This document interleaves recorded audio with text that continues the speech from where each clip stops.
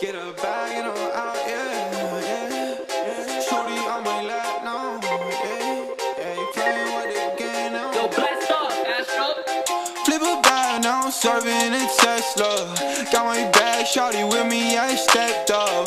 GTA for the ops, ain't no less stuff. Hey, yo, shout out Astro, let's do this.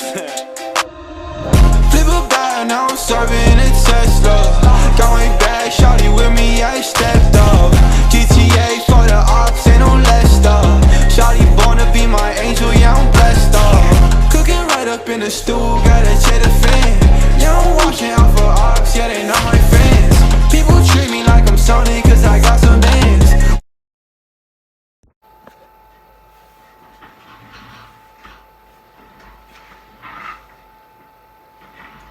Guys, it all comes down to this, alright? Also, future Ori, this is all around like a 6-hour editing process, almost 7 hours. So, and it might be 8 hours because this for sure isn't coming out anytime soon. So this might be out at 5, this might be out at 6, not even 5, like 5:40, something like that. So yeah, I worked my ass off for this to come out. So enjoy. In my 1000th video, to put it short, I said if we got 15 views on that video, then I would record a 2-hour SSS. You know, I gotta not know boundaries this time. Pretty much. Oh my gosh, man. This is a lot. This is a lot, bro. Alright. First animation.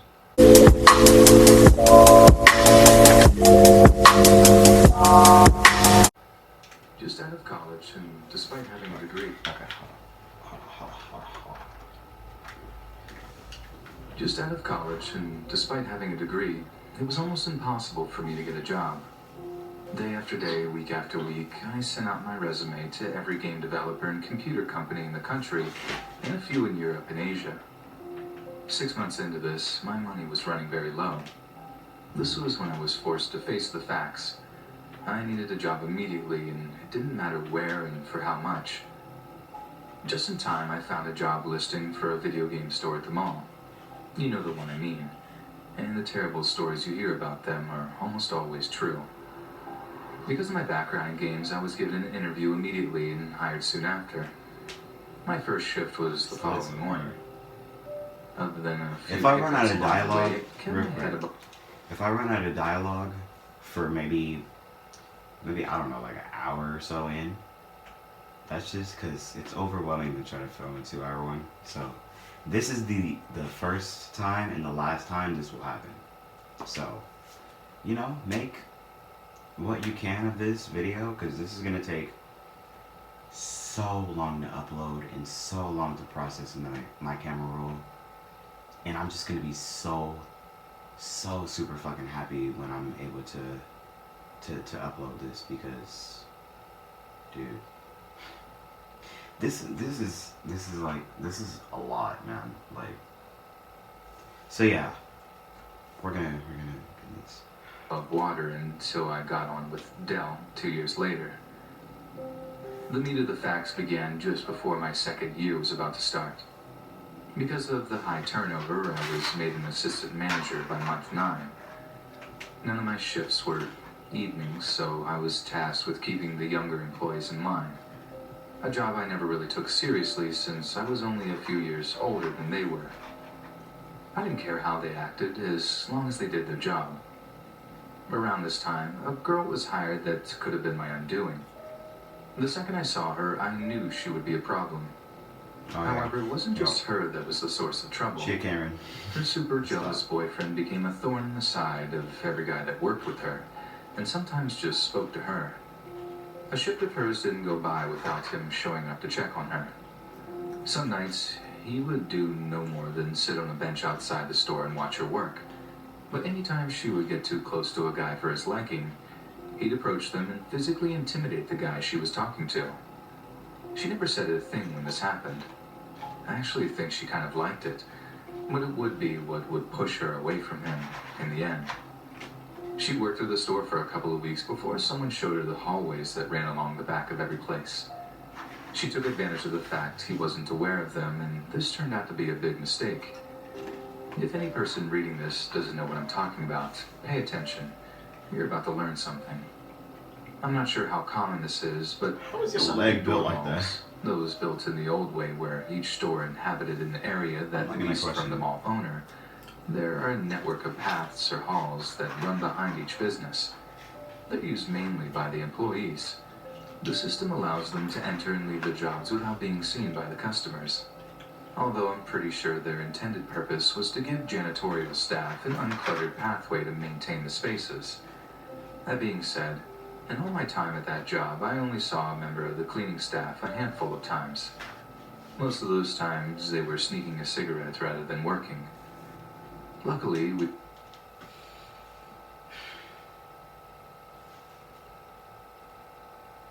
I have chills, bro. Like my heart is pumping.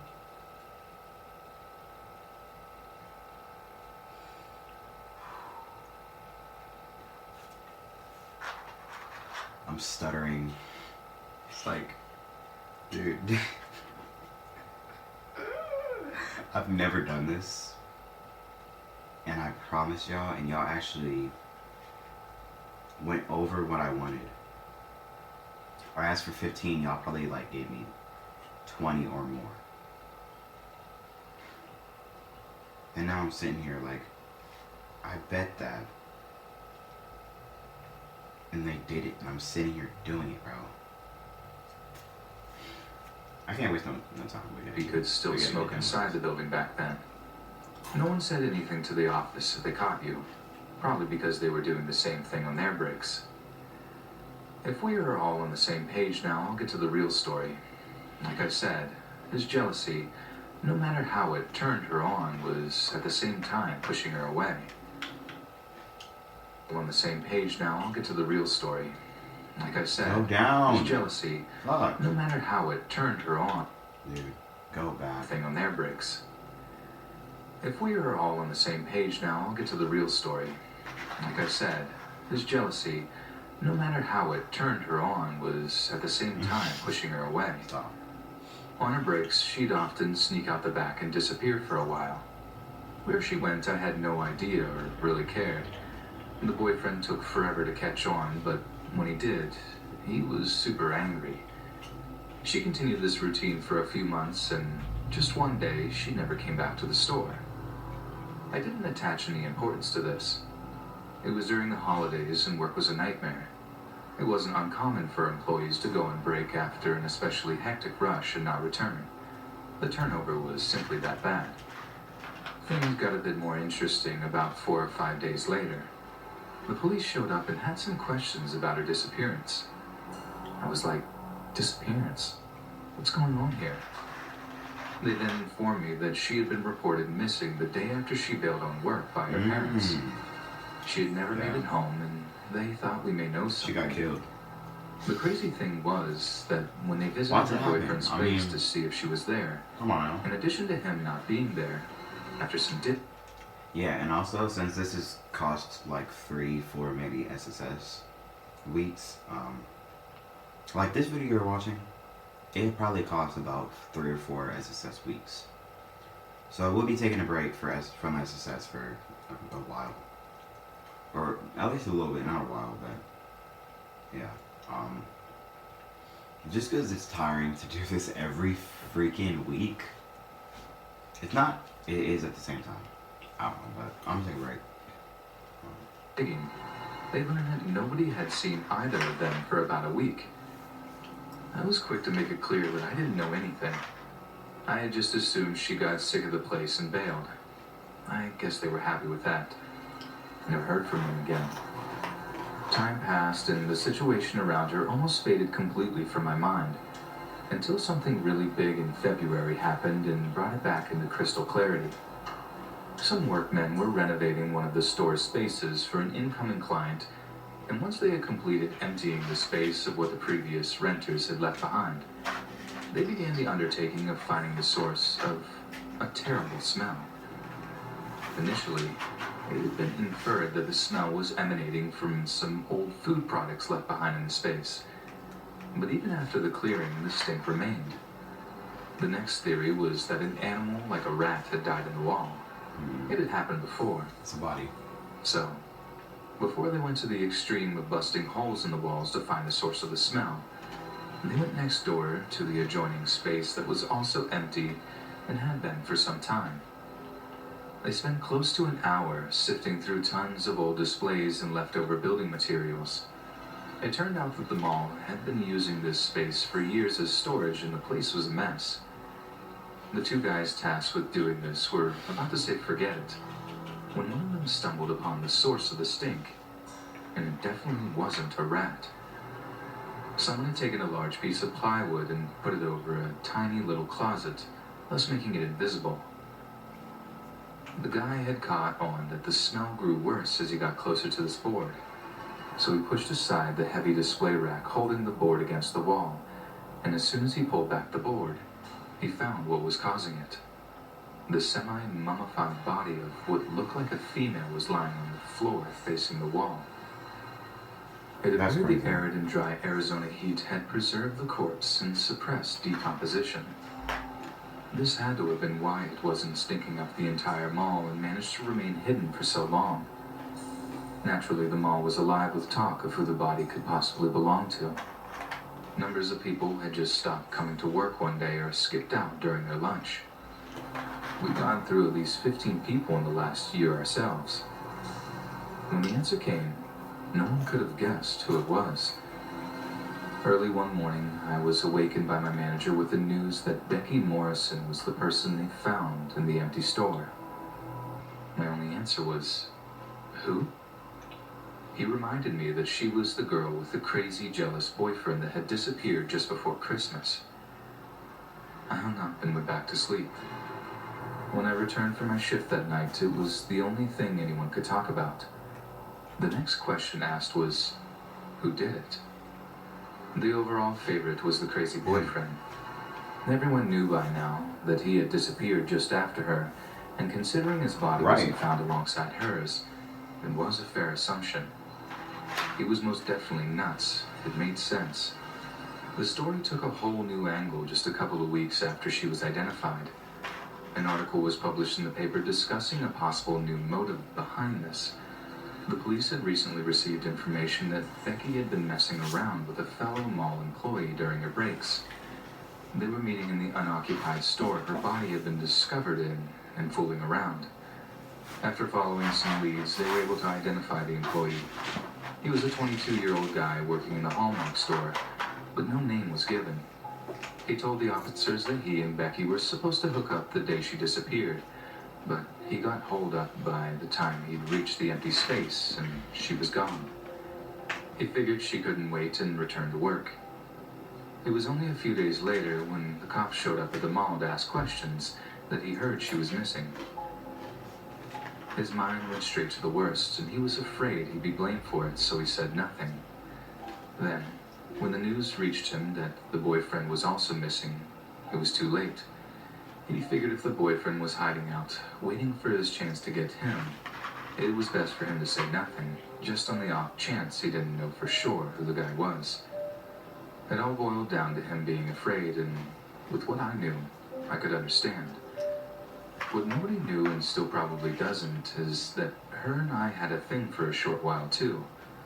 It wasn't long, but once is all it takes. I was the person who told her about the back hallways, after all. We slipped out there a few times to mess around. Fortunately, we never got busted. When she moved on to the next guy, I wasn't hurt. I knew she had a boyfriend anyway. Now you know why I had to act as if though I didn't care about her. We figured it was the safest thing for the both of us. Turns out we were right. I was overjoyed no one knew about us. If the dude was crazy enough to strangle her for cheating, which seemed to be the reason, he would no doubt come after the dude she was with. I felt sorry for the Hallmark guy.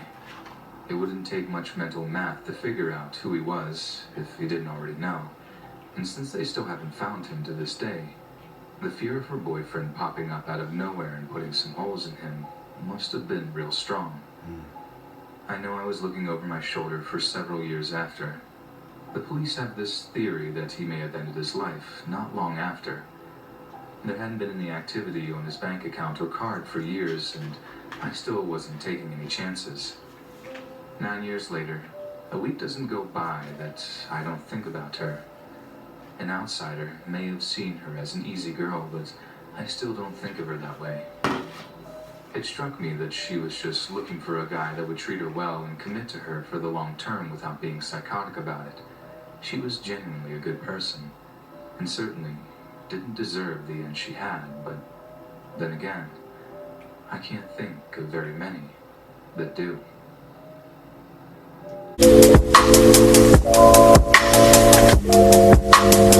That one was so good, bro. I'm expecting to be here until 3.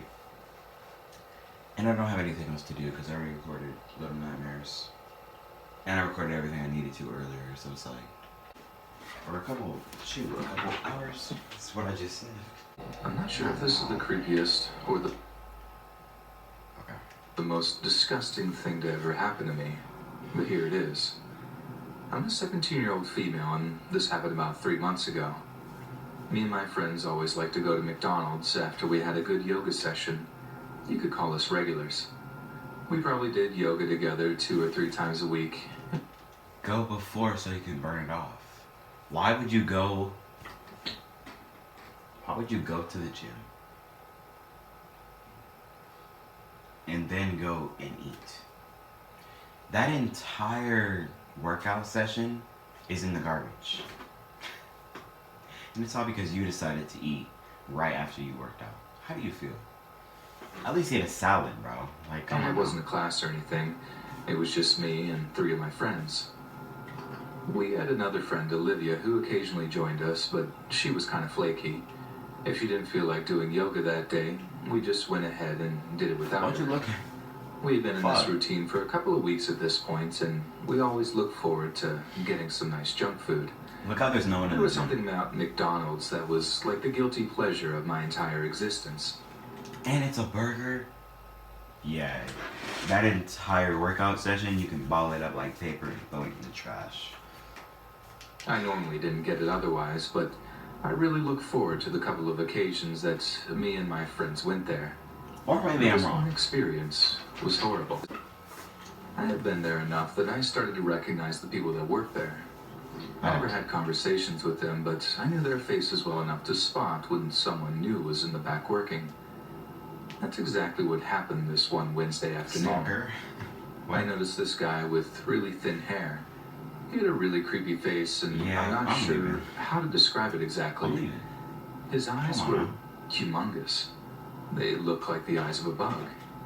And then he had this really strange body language that always kind of freaked me out. It was like jumpy or something. If he was deep frying French fries, for example, he would stand perfectly still for a second, and then really quickly submerge them in one motion, and it would splash grease all over. This was very unusual, considering I had seen enough people put down fries that there was an easier way he could have done that. Right. He didn't have to splash it like that. I was watching him one day and we made eye contact. It was really unusual too because I was looking at him as my mom's credit card was processing to pay for my meal. He had his back turned toward me. I was trying to figure out if I knew who he was, and then he just spun around to look at me, and it was all in one motion. But It was just really freaky. So I started noticing him more and more. He was always working whenever my friends and I got finished with our yoga. It didn't bother me too much. My friends also noticed how weird he was and told me about similar experiences. you It see wasn't his eyes? creepy enough that we Either. stopped going or anything, but it was certainly enough to notice. Nah, bro. I remember the day He a in child particular. predator. It was a I don't wanna weekend hear it. because I didn't have school that day. Me and my friends had just finished yoga session and we headed over to McDonald's.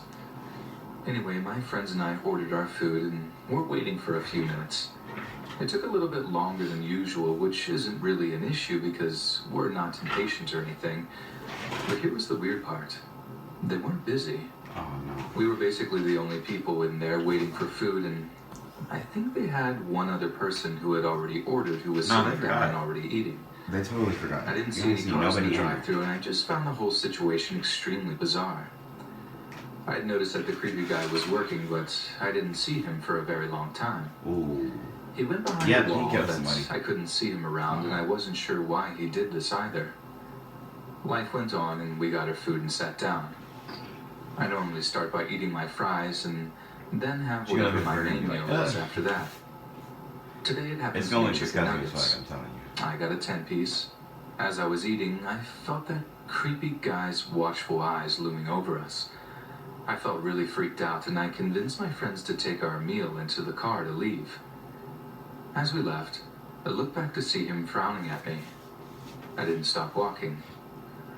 Well, we got out there, and for a few minutes, I felt like I was being paranoid, and I overreacted. My friends thought so too, until I looked at my chicken nuggets. I looked inside of the box they were in, and they seemed to be covered in some kind of weird substance. I couldn't Blood. quite make it out, and Blood. I didn't know what to think. It's blood. My immediate reaction was that they had put No. mayonnaise on it or You something. don't. No. Thankfully, Bitch. Why would they I put? was smart enough to ask my friends before I took a bite. Yeah, exactly. My one friend screamed, "That freak jizzed on your nuggets." The more I analyzed this strange substance on my chicken nuggets, the more convinced I became that it really was, in fact, that. That certainly explains why it had taken so long for us to get our food. I didn't quite understand how he was able to pull it off, though. He was one of at least 5 other workers there. It's not like they would have just allowed him to do this, right? Whatever the case may have been, I didn't feel comfortable eating those chicken nuggets, and I threw them out without hesitation. My friends and I were all really freaked out that this had happened to us. My friends threw out the rest of their food just to be on the safe side. We weren't really sure if we should have reported this incident to the police or something. We really didn't know what to do. We just kind of laughed it off as being I one of said those that. crazy life I said it. experiences, and that was it. I haven't gone back to McDonald's since this whole experience. Yeah, I But want yeah, that's the story of how I ordered chicken nuggets one time, 99 and the freaky billion. guy working there put Yeah, a I see secret that. sauce on them. It's not secret sauce. If anything, I don't he think got excited.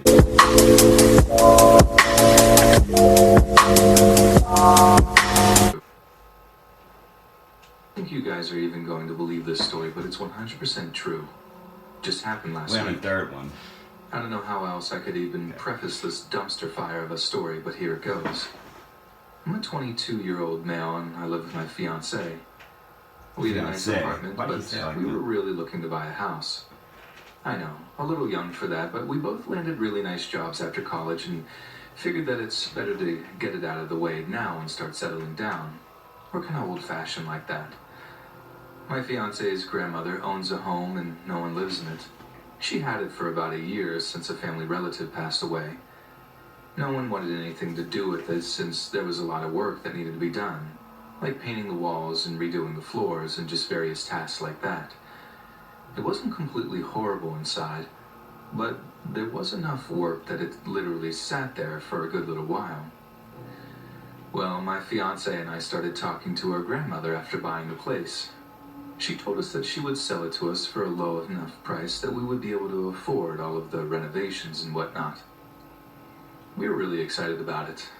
It was really exciting to think we were going to have purchased our first home together so shortly after graduating from college. But here was the problem. She had a lot of people in her Okay, family get in who your started bag feeling then. left out. It was my fiance's aunt and her 2 sons. Their father had died shortly after the second son was born, and the mother had a hard time coping with everything. She was a regular drinker and arguably an alcoholic.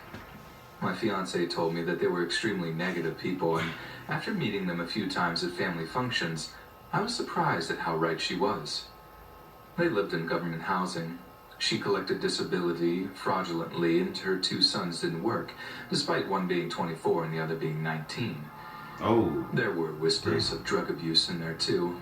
Suffice to know that these were not the kind of people he wanted to associate with. When word got out that we were buying the house from her grandma, they started feeling really left out. There were a few occasions where they'd try offering to watch the house, very obviously an attempt to get in there and do God only knows what. We politely declined and did everything we could to avoid them. I happened to be at the house one day. My fiancée was working and I work remotely online, so I was home alone. I had just walked down the street to buy a lemonade when I saw someone at her house. It was extremely unexpected. I got ready to confront a potential burglar when I noticed it was my fiancé's cousin trying to break in. Yeah. He was startled when he saw me and froze for a minute. Yeah. I asked him what he was doing, and he told me something about thinking he saw a car he didn't recognize in the driveway. I explained that it was my car, and he left without any big confrontation. As he walked away, though, I heard him start cursing under his breath. This was the point when I started feeling like we had something to worry about. Not feeling unsafe inside your own home is the worst feeling ever, especially being 2 young, recent college graduates. We both worked really hard to make this happen, and the idea that it made us feel unsafe there really bothered us. I still didn't even understand what they wanted out of the whole ordeal. They didn't have enough money to afford the property tax alone. Forget about utilities and anything else. About 2 weeks went by without any kind of confrontation. I had falsely convinced myself that they'd finally leave us alone. I was dead wrong. We went to McDonald's one day, exactly 1 week ago today, the day I'm writing this. Me and my fiancée both just wanted to be out of the house for a little while. Considering we were in the process of buying a house, we didn't want to go eat anywhere expensive, so McDonald's just seemed like a logical decision. Now, before I continue, I feel the need to explain something about my fiancée and I. We are normally very serious people. We work very hard and we're both kind of workaholics, but when we get together to have some fun, we go hard. Work hard, play hard, right? Okay. Well, we got kind of silly when we played. Let me cut to the chase. We were both playing in the ball pit at our local McDonald's. We always enjoyed goofing off like that, and we weren't too concerned with what people would think of us. We'd only been messing around for 5 minutes when her cousin showed up at McDonald's too. It was creepy. Why are you here? He walked right in, looked at us the entire time. Before he even opened the front door, his eyes were stuck on us, and they felt heavy. My fiancée immediately knew something was wrong when my facial expression changed and she darted around to see what I was looking at. We both watched as her cousin made his way out to the ball pit. I know my cousin that I would beat your ass. As he walked, he moved his body to grab something out of his pocket. I mean, hold on. I couldn't watch as her cousin made his way out to the ball not pit. my cousin. He stepped If that was my inside. cousin, I would still beat his ass. As he I don't walked, care. he moved his body to grab something out of his pocket. I But couldn't see what it nightmares was, too. but my first Fatty thought was a McFatty. gun or a knife. The look in his eyes told me he was out to do serious harm. I'm gonna stop. He jumped into the ball pit in my direction. I What you luckily gonna do? landed one solid Yeah, punch punch in him. his face as he came down. It threw him off. I had an advantage. He kicked me in the stomach, Bro. but I landed a few more punches on his face. He started screaming for me to stop and that I was Give me killing more. him. Don't stop. I would have kept going if my fiancée hadn't been watching. He started this, not me. No. We got out of the ball pit. He then began telling us I'm that he was damn- going to press charges on me for assaulting him. You I wasn't even fazed by this. Nigga, There were you. plenty of witnesses there that had seen the whole thing transpire. I started telling him that I was calling the cops and I was going to press charges on him. He got really panicked and ran back to his car and drove off. Yeah, that's what I I'm thought. not going to lie to you. This whole thing really shook me up. You watch me, I didn't know follow what to me. think. I didn't know what to do.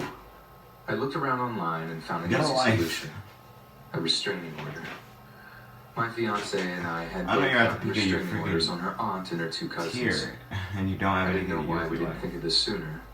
It really solved the issue, and once they understood that we had a restraining order against them, they buggered right off. I haven't seen or heard from them since. And thankfully, and hopefully, that's the end of my story. Fourth. My name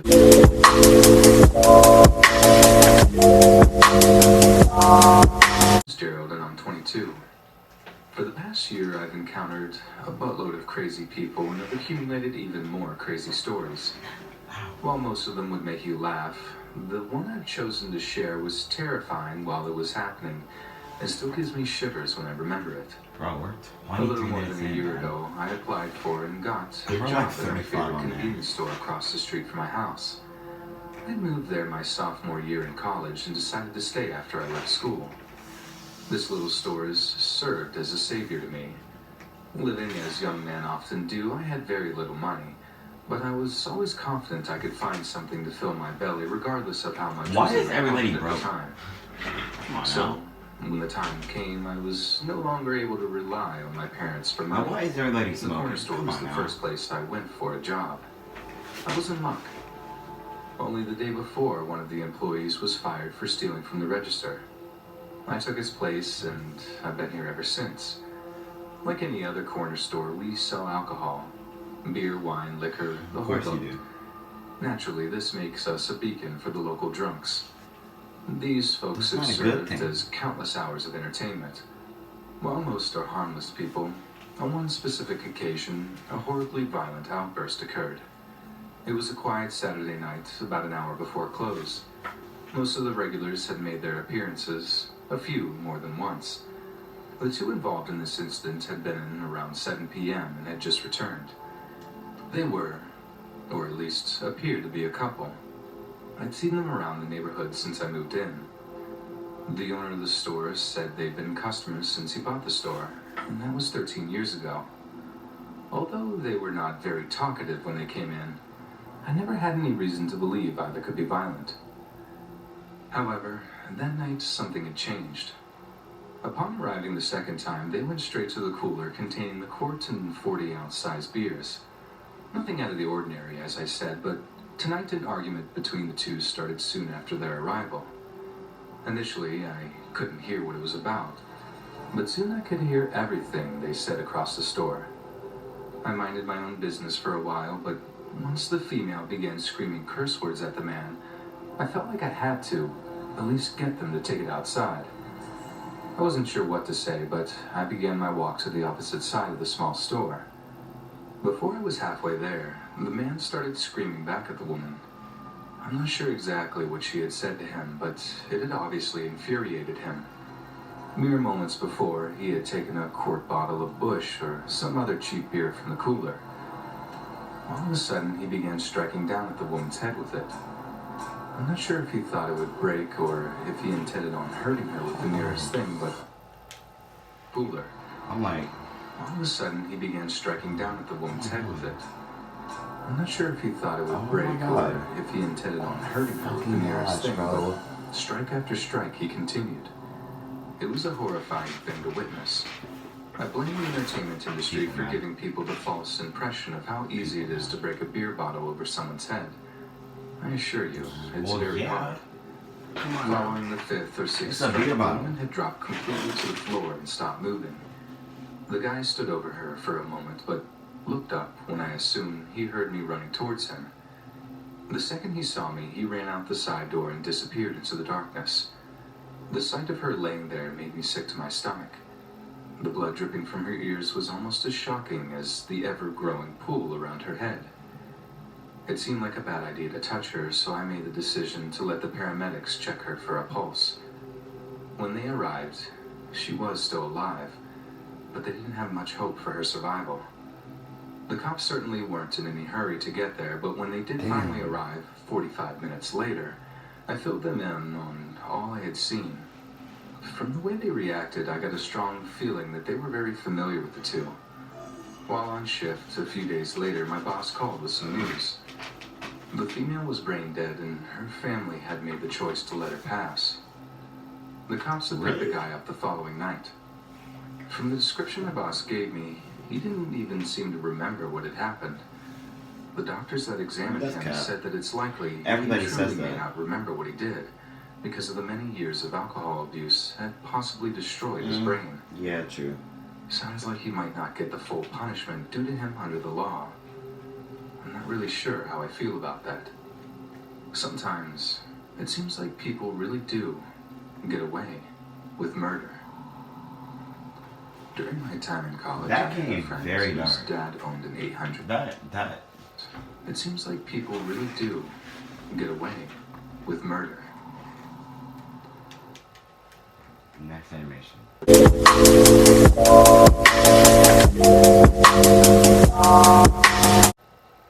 That ending was dark. During my time in college, Yep, it's a day later. So why is it is a day later, and why I only did 4 yesterday, or not yesterday, but Friday, is because I got really, really tired. I actually had to get up, force myself to get up. I had to drink coffee. That's why I kind of cut off, because I was gone for maybe like 5 minutes or 10 minutes. I talked to my mom about it. So now we're just gonna do 11. I'm gonna put maybe how should I do this? I'm gonna do the 1 that I needed to do. And then I'm gonna do the 10 that I wanna do, I guess. So yeah, we only did 4. So that would be, if we did 1 right now, that'd be 5. And then we'd have to do 10 and it'd be 15. And then these 7 I will save for next week on Sunday. Or I'll do the other 7 on Monday. Gosh, man. Guys, I really want you to understand why I'm taking a break after this week. And I want you to understand why this is probably going to be the hardest Sunday that I've ever pulled through. Like, this is unlike me. This is unlike me, bro. This is unlike me. I just don't see how some of y'all do this for 3 hours, bro.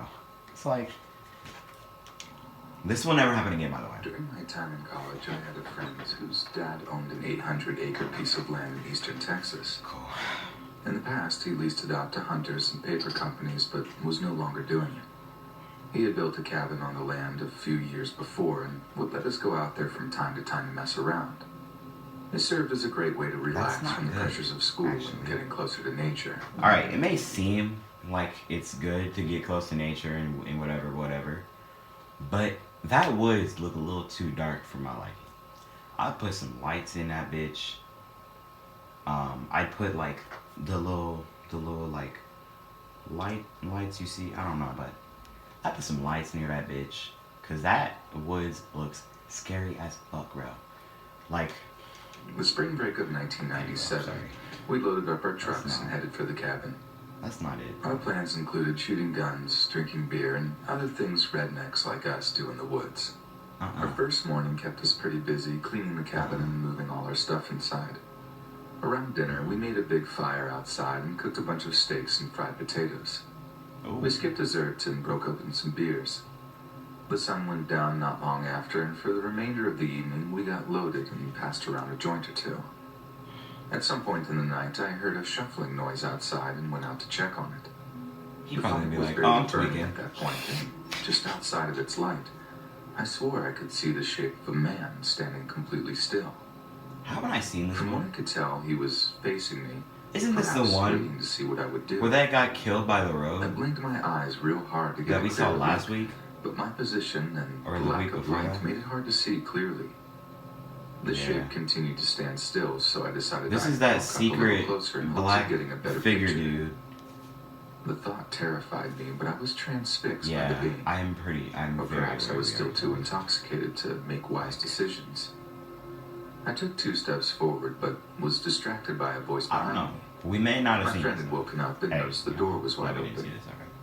So he got out of bed Because the same shit happened in the last SSS. saw me walking around the fire. No. His voice caused me to jump a little, but I soon realized who it was speaking. I asked him if he saw the figure on the other side of the fire pit.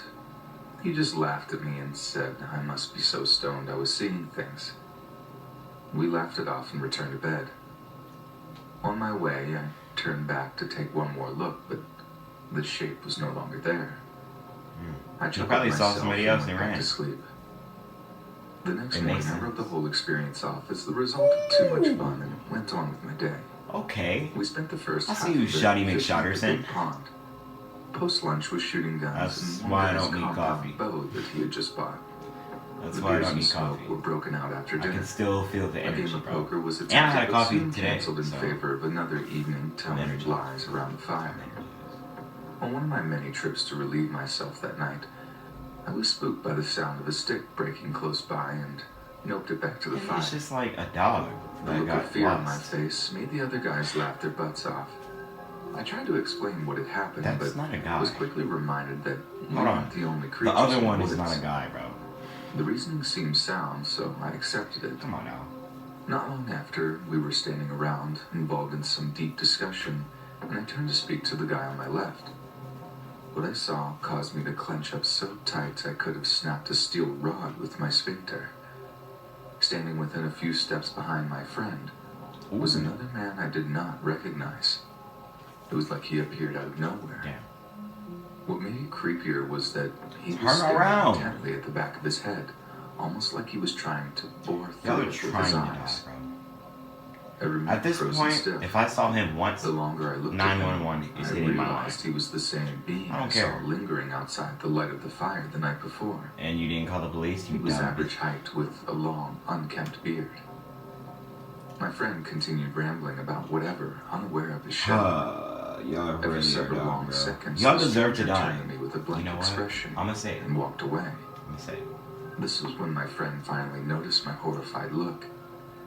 When he spoke, the thrall of fear was About released, time. and I began pointing and rambling about what I had just witnessed. He and my other friend laughed at me again. There How? was no way I was seeing things this time. Okay. I I'm just respected making sure the that's a man. girl and not One a of them man. suggested he was a Bigfoot. Despite my protestations, no one was buying it, and I eventually cut my losses and shut up. However, I wasn't beat.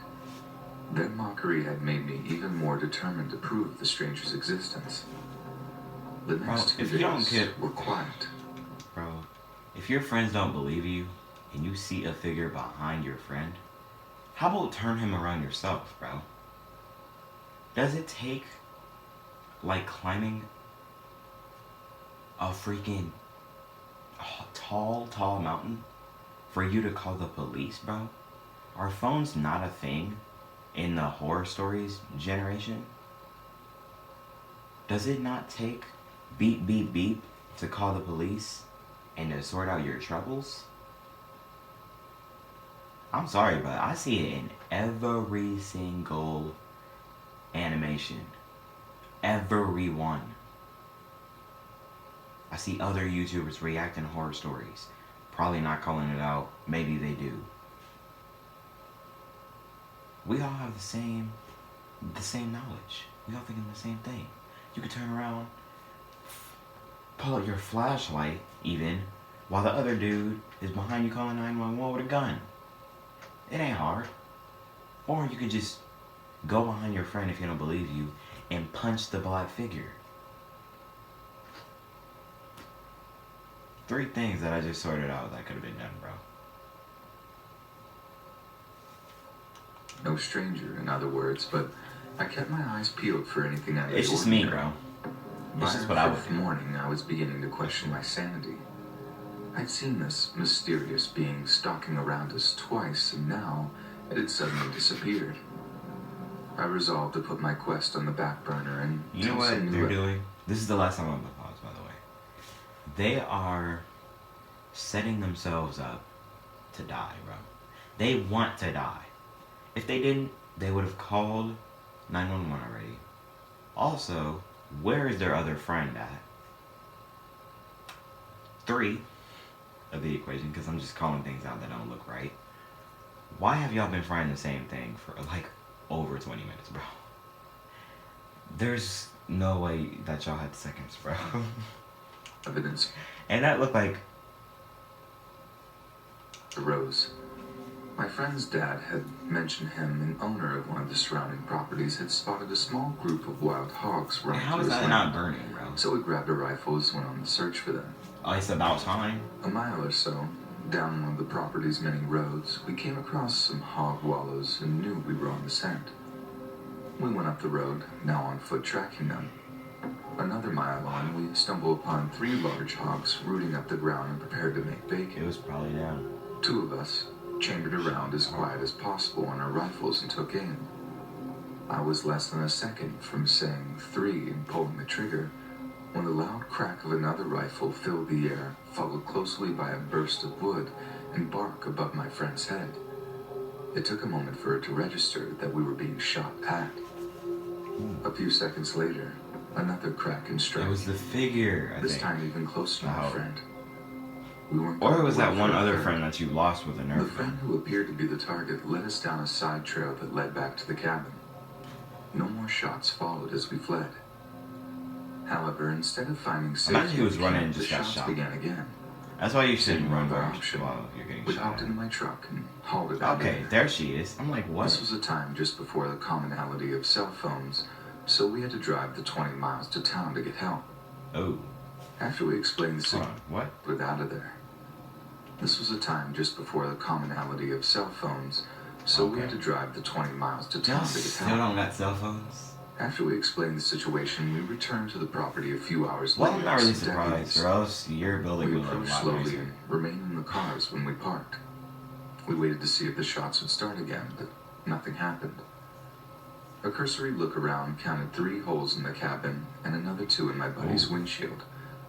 Perhaps the worst was that all of our camping stuff, sleeping bags and such, were spread out all over the ground. Luckily, we'd smoked everything the night before, so the police were none the wiser. Nothing was missing but a box of 30-30 ammo and, strangely, my sleeping bag and wool blanket. A theory began to form in the deputy's mind that we had stumbled upon a squatter or poacher camping out on the property for whatever reason. Oh, They acted as if they were going to let it go, but once my friend's dad, who owned the land, heard about it, you could he just put ask pressure for on them to food. start a search. Also, does it take a lot for y'all little snooper run around people in the woods to just ask for food? Like, yo, if I was in that situation, by the way, and there was someone in the woods stalking my area, bro, I would ask, do you need food and what do you want? And do I have to pull my gun on you?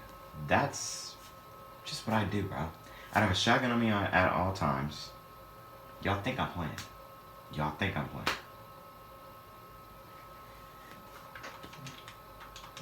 This was about the time I repeated my story of seeing someone lurking around the cabin.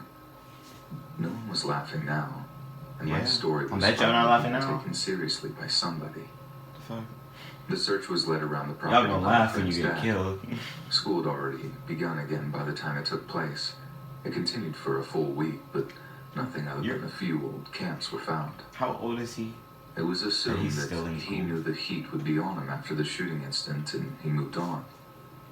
During the course of the investigation, And y'all several are- avenues yeah, were right. followed Y'all are to driving ID the and y'all got a stranger car who already? escaped cons, but Y'all he gotta be at remains least 18. unidentified to this day. Y'all gotta be at least 18. Because of the chance of another attack, our trips to the property ended. Maybe. The Maybe. next year, we tried to camp out somewhere else, but it wasn't the same, and our nature getaways died out. Yeah. Within Well, 5 hold on. years, Does he have a beard already? trips to the property ended. Do they have beards? The next year, we tried to camp out He somewhere does. else, but it wasn't the Okay, same. so maybe he's not nature in school getaways then. died Okay. out. That makes sense. Within 5 years, I need my another friend's age dad and what had a school heart they go attack to, and that they're still in lost school, interest in the cabin. The Wait. paper company's lease were renewed, and the land's trees have been Why is used the to door make open? paper and pulpwood products ever since. Each time I jot down a quick note, I'm reminded of our awesome trips, and especially the odd and terrifying week that caused them to stop. I do, once or twice a year, talk to my old college friends on the phone. As far as he's Okay, heard, college. that crazy Okay. stranger still hasn't been caught. Yeah. We sometimes theorize as to his origins and where he may have ended up. I, however, often take this much further when I'm alone. I wonder why our so-called strangers seem to focus so much of his anger onto my friend, and perhaps, far more concerning, is he still out there waiting for his chance to finish what he began all those years ago? This was good.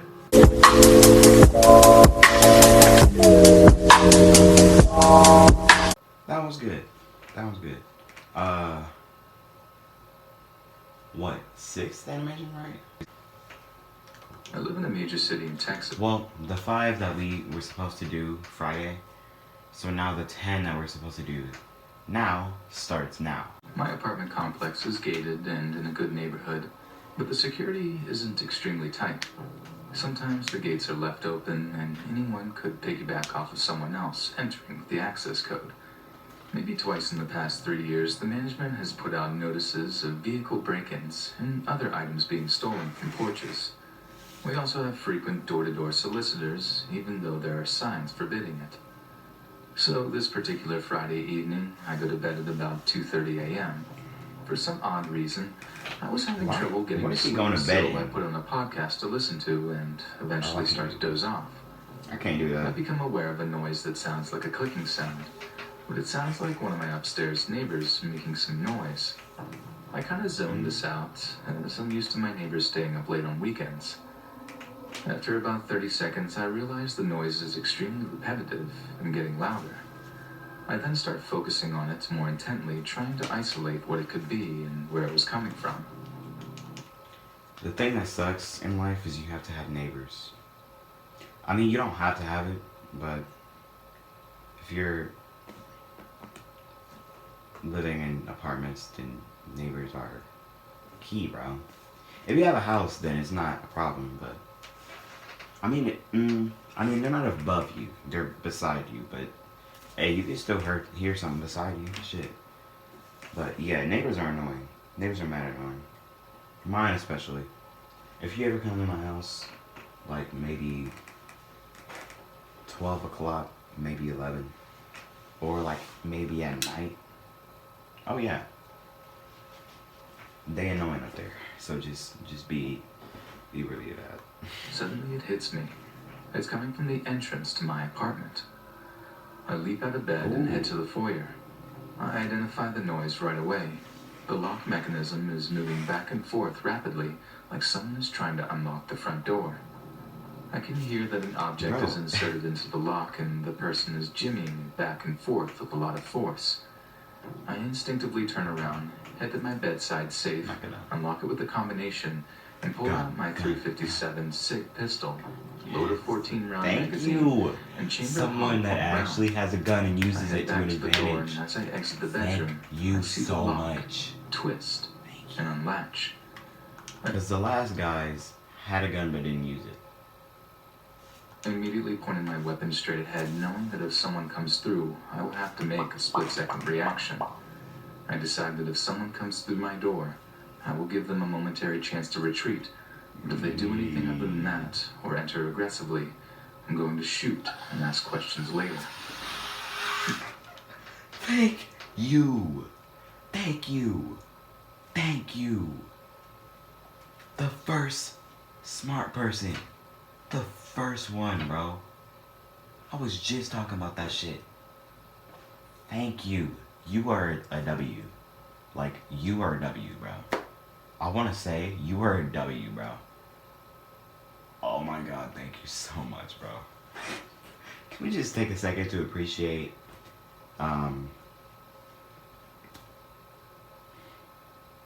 short sleeves? Like, really short sleeves? Can we just take a second to appreciate him? Hey. They don't enter. However, because I had also locked the deadbolt inside only. When I first moved in a year prior, I remember thinking that the deadbolt was a great security feature, and I got in the habit of always keeping it locked when I'm home. In hindsight, this decision saved me from a life-or-death confrontation. Upon realizing that, I approached the door and looked through the keyhole. On the other side are 3 Asians, 2 men and 1 woman. All 3 are wearing hoodies, so it's difficult to make out their faces. The men have objects in their hands, but I can't make out exactly what.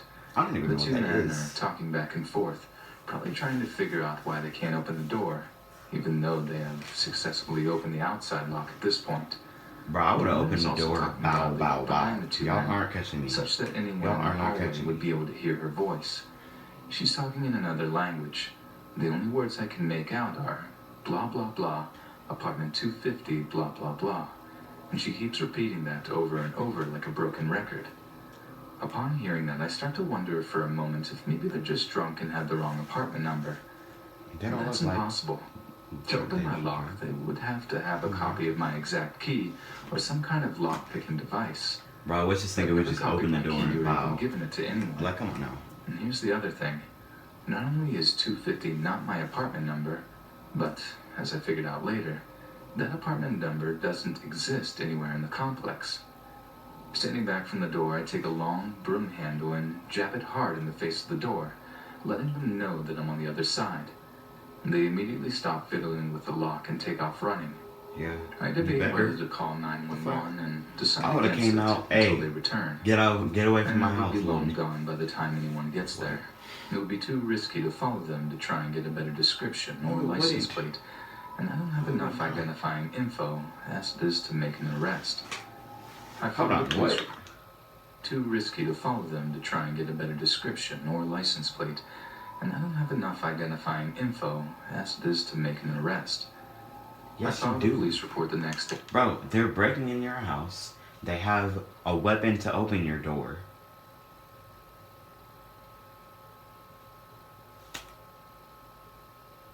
Come on now. And they probably have weapons too. Shit. And let the apartment Like, management come on. know.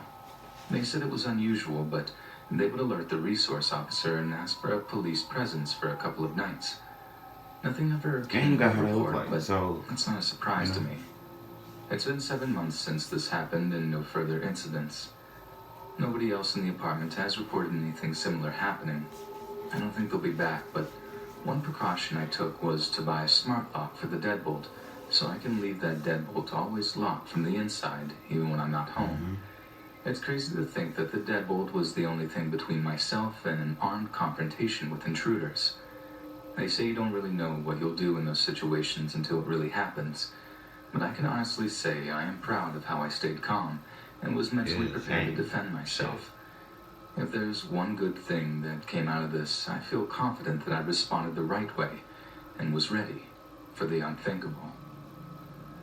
that one was so short, bro. Next one. I've had a few delivery jobs that have given me the creeps. One or two that I was pretty sure I was about to be robbed.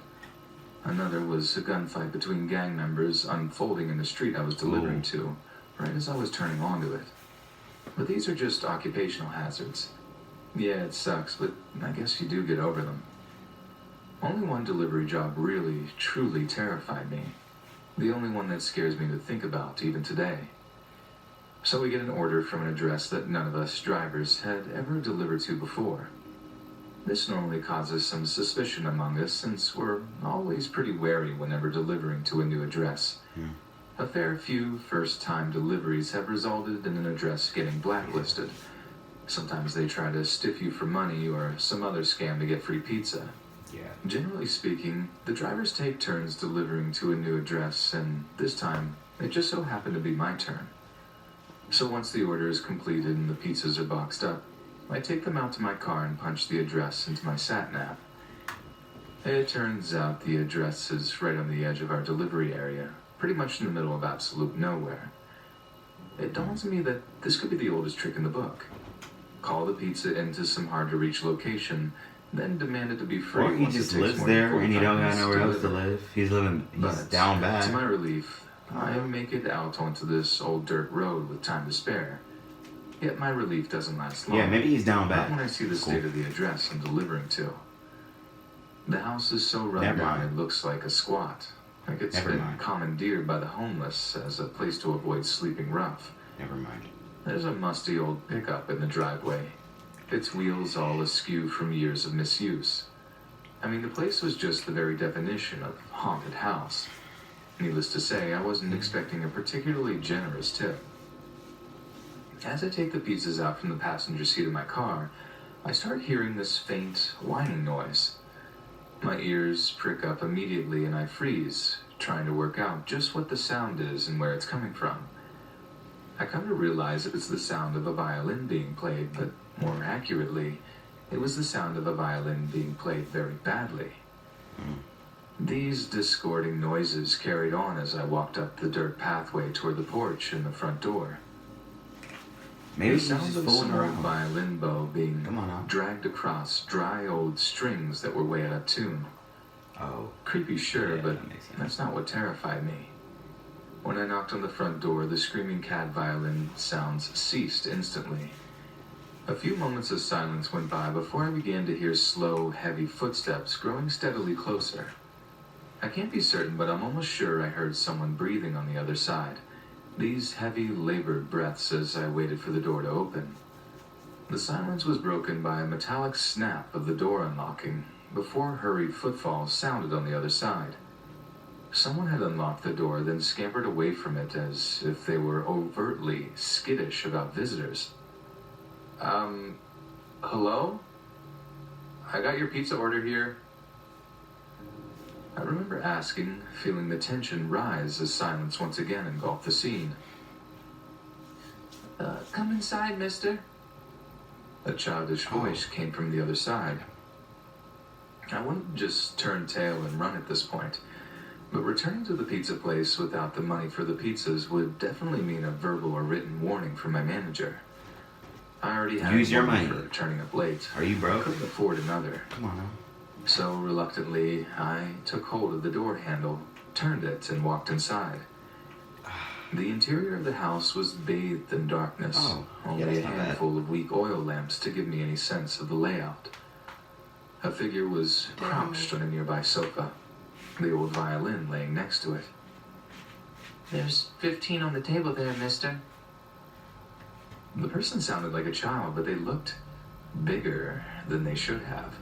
Why do you breathe after you say bigger? On the small, Here. dusty coffee table in front of the couch, there's a pile of change in little piles. Normally, I'd have taken issue with this, but to be honest, I was desperate to get out of there at that point. I'd have taken any form of currency. As I stooped down to start sliding the little piles of coins into my cupped palm, I started to hear the kid's labored breathing again, but I dared not look towards him. I could see its legs in my peripheral vision, and even then, I could see how unnaturally long they were. This person was not a child. Sorry about the coins, mister. I saved them up. I saved them all up to afford this treat for myself. It's all I have. I told the person not to worry in the sunniest disposition I could muster. The last thing I wanted to do at this point was upset them. I pocketed the coins, barely having counted them. I'd come up with a difference myself if I needed to. Like I said, I just wanted to get out of there. But as I turned to leave, hastily thanking the person, I caught a glimpse of the person's face in the low light of the oil lamps. They were burned, horribly burned up and down their arms and chest. The scarred flesh extended all the way up their face and head. Only the person's features were obscured by a small rubber mask. The mask didn't even cover up their entire face, only a small central portion that concealed their eyes, nose, and mouth. Oh, their eyes probably The worse. only thing I could really make out was that the mask had a long wooden nose, kind of like the puppet Pinocchio, whose nose would grow whenever he told lies. The small carved eyes were blank. I averted my gaze from the mask and was unable to return it. It was one of the most hideously sad and scary things I'd ever laid eyes on. Just as I I thought it was reached about the to be front over, door, right? I heard that What was that? same childlike voice emanating behind me. Want to hear me play a song, mister? No. Before I even had the chance to answer, I'm to getting- tell them I was too busy with deliveries to hang out, they had grabbed the old violin next to them and began to whine out of tune. I would have left. Although the strings were almost totally out of tune, I started to make out the tune they were trying for. You know the one. If you go down in the woods today, you're sure of a big surprise. If you go down in the woods today, you better go in disguise. For Or you'll every be bear dead. that ever there was will gather For there life. for certain, because today's the day the teddy bears have their picnic. I was in the back of the driver's seat of Yeah, my car I'm like, before are you he could gonna say, run? nope, I'm out. Scrambling to start the engine so I could make a quick getaway. Yeah, I don't believe it. I don't think they had any intention of hurting me. I certainly wasn't That was as just fucking creepy. much I would've ran into danger it, bro. as when those idiot Krypton blood I wannabes would've dropped the decided pizza at the to door, shoot bro. it out like right in front of my car. And hold on, But something Hold on. about that put who comes in your house to deliver pizza? Do you have any manners to just be at the door, bro? That was his first mistake, going into the house, bro. It still creeps Come on now. back into my mind while I lay there in darkness trying to sleep. Something that means I'll never, ever make another delivery there. I'll quit before I go back.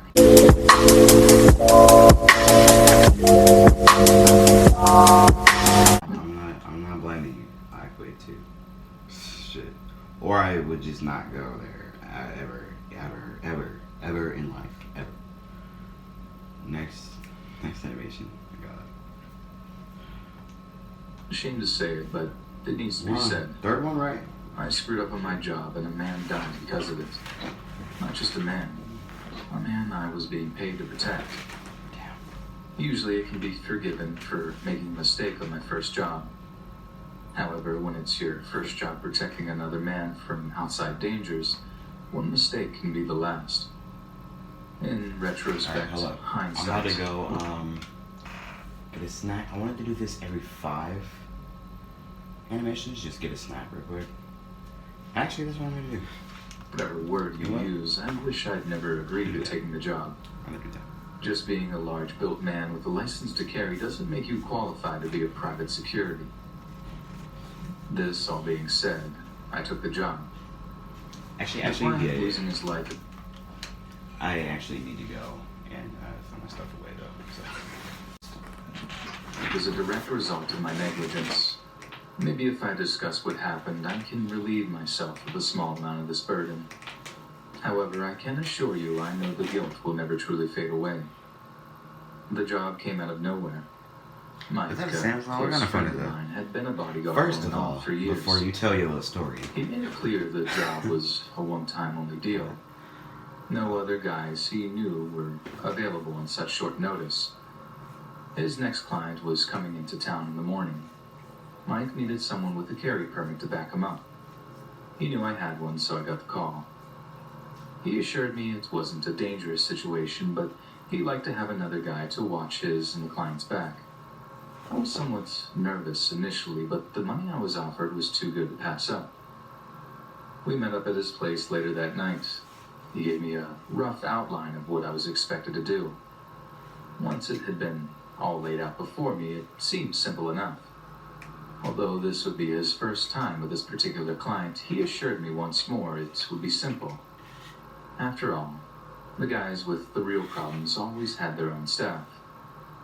Our client was a regular suit and tie in town for some business. 4 hours of work and he'd be back on a plane home. why is everybody The smoking? morning of the job, we met with Glenn at the airport. They Our can't be third just guy, drinking Roger, apple was juice. doing the driving for us that day. He's a retired Lifting SWAT weights. officer who picked up the occasional driving job for Mike. They gotta be He smoking. had a boatload of training in evasive maneuvers while he was in the Army. Say I'm being extra in. Plus, he could be a third gun in an emergency. He drove us to the client's first appointment, and everything was going well. From what I could make out, the dude was a wholesale jeweler out of London. Why does everybody say Stuff make out? didn't really Like, start come falling on. apart until we were leaving the second What place. fucking mean? Shut up. As we exited the jeweler's store, I noticed a Shut up. sketchy-looking, possibly Middle Eastern guy. He was standing in front of the place next door. When he noticed us leaving, he pulled a knife from his pocket and ran towards us. Before he could get anywhere near us, I Yeah, instinctively because you're a told lowlife him. and you need to run at us with a He knife. turned and ran, and I foolishly gave chase. I'd gotten somewhere around 30 yards and heard a barrage of gunshots behind me.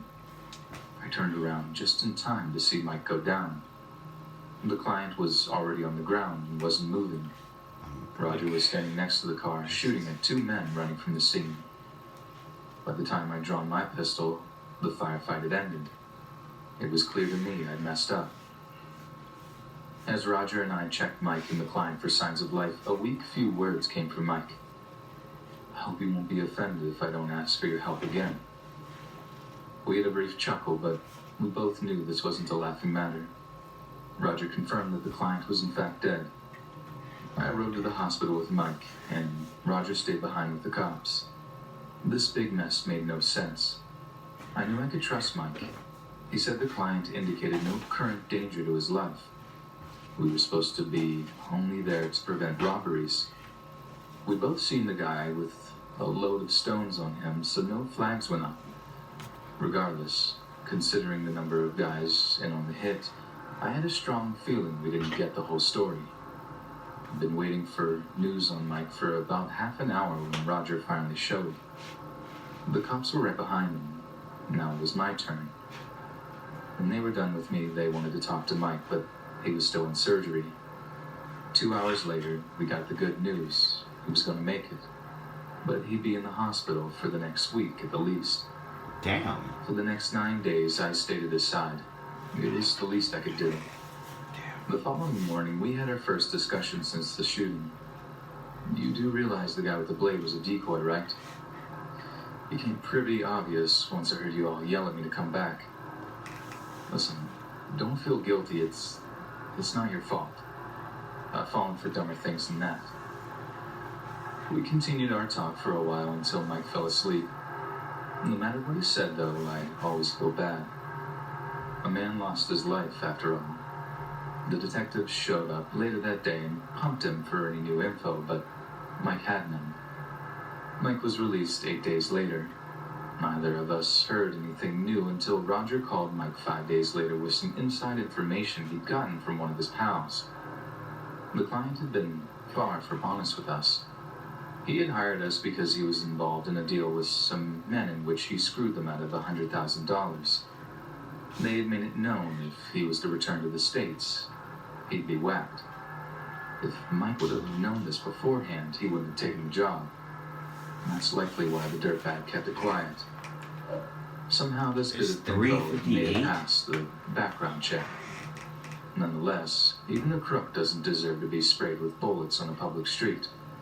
We were only hearing it from their side. It could have all been a huge misunderstanding. After my anger cooled, it became obvious to me that I was just deflecting my feelings onto the client. Thief or not, I was responsible for the safety of the man. Not only had my mistake gotten him killed, a very good friend of mine almost did too. When Mike's back in fighting shape, I'm sure he'll return to security work, albeit in a slightly more careful manner. I'm just glad he's still kicking. I hope he gets someone in the future far more competent than myself.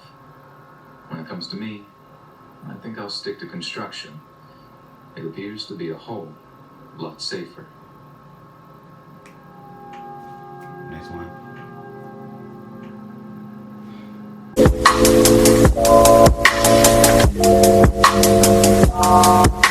Little context, I am currently a senior in college and live off campus with my two best friends. We're on the fourth. This time of year, particularly around Thanksgiving, my friends try to help me stay busy as it is typically a difficult time for me. My mother left our family the week of Thanksgiving when I was 8 years old, and my dad passed away 5 years ago on November 22nd. Damn. So as I said, it's a pretty easy time of year to get myself down in the dumps if I don't stay active. Every year for the last 3 or 4 years, I have gone to one of my friends' houses to celebrate Thanksgiving with their families. But this past year I decided I wanted to just stay home and have a mellow long weekend. I figured I could catch up on work as well as my schoolwork, which was pretty far behind. My roommates and I didn't live particularly close to the university. We lived in a suburb about 15 to 20 minutes outside of the school. This was nice because we didn't ever have to host any parties. We could just attend them near campus and head back home afterwards. Anyways, there was one house on our street that didn't quite match the others. It wasn't that the house was worse than the others, but it had no landscaping and desperately needed a fresh coat of paint. My roommates and I knew the owner as he introduced himself when we moved in a few years back. His name is Jacob. He's about 5'6" and probably weighed 100 pounds soaking wet.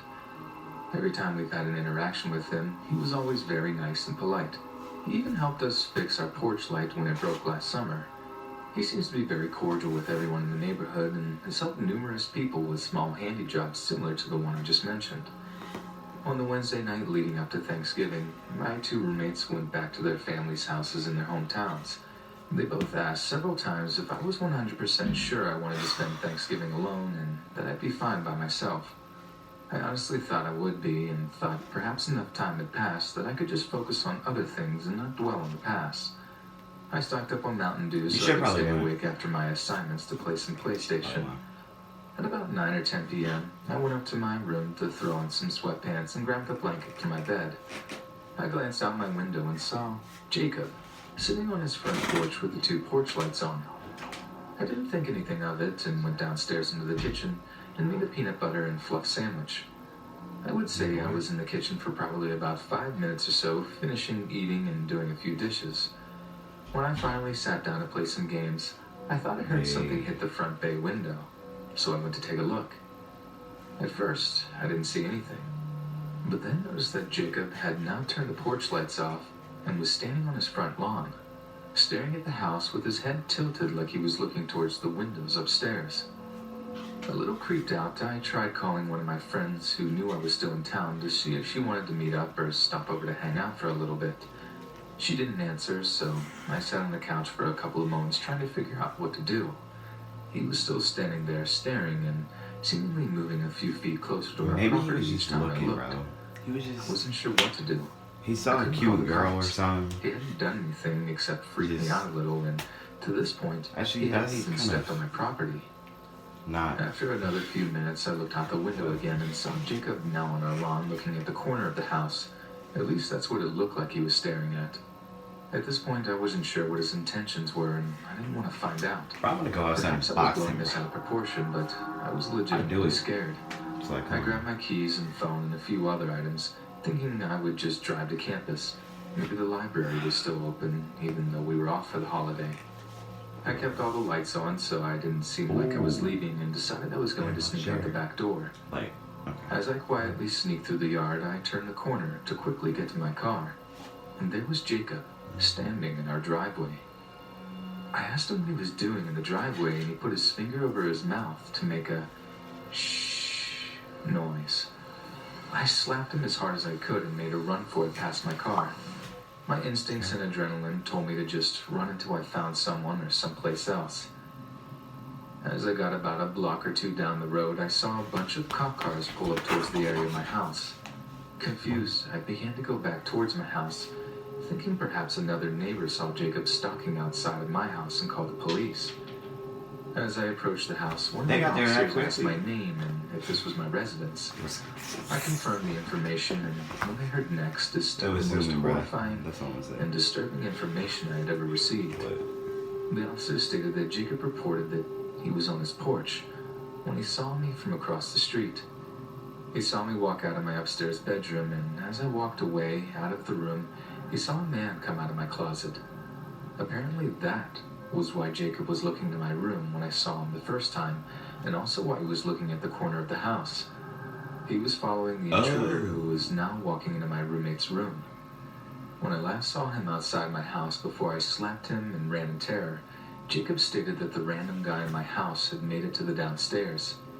Jacob was trying not to make any noise as not to alert the person inside, fearful he could be violent or dangerous. As soon as he saw the man in the house, Jacob called the authorities and did his best to try and defuse the situation and not bring any alarm to myself or the intruder. The person inside the house was arrested and taken actually away. a lifesaver, bro. He didn't have anything on him other than a knife, so it is unclear if he was attempting to rob the home or something more sinister. I feel so dumb, bro. Either way, I couldn't express to Jacob how much gratitude I had for what he did. He even tried apologizing for how he handled the situation, stating that there were probably things he could have done differently to make sure I was safe and aware of the situation. Unfortunately, this experience adds another mental scar to this time of year that will take a long time to get over.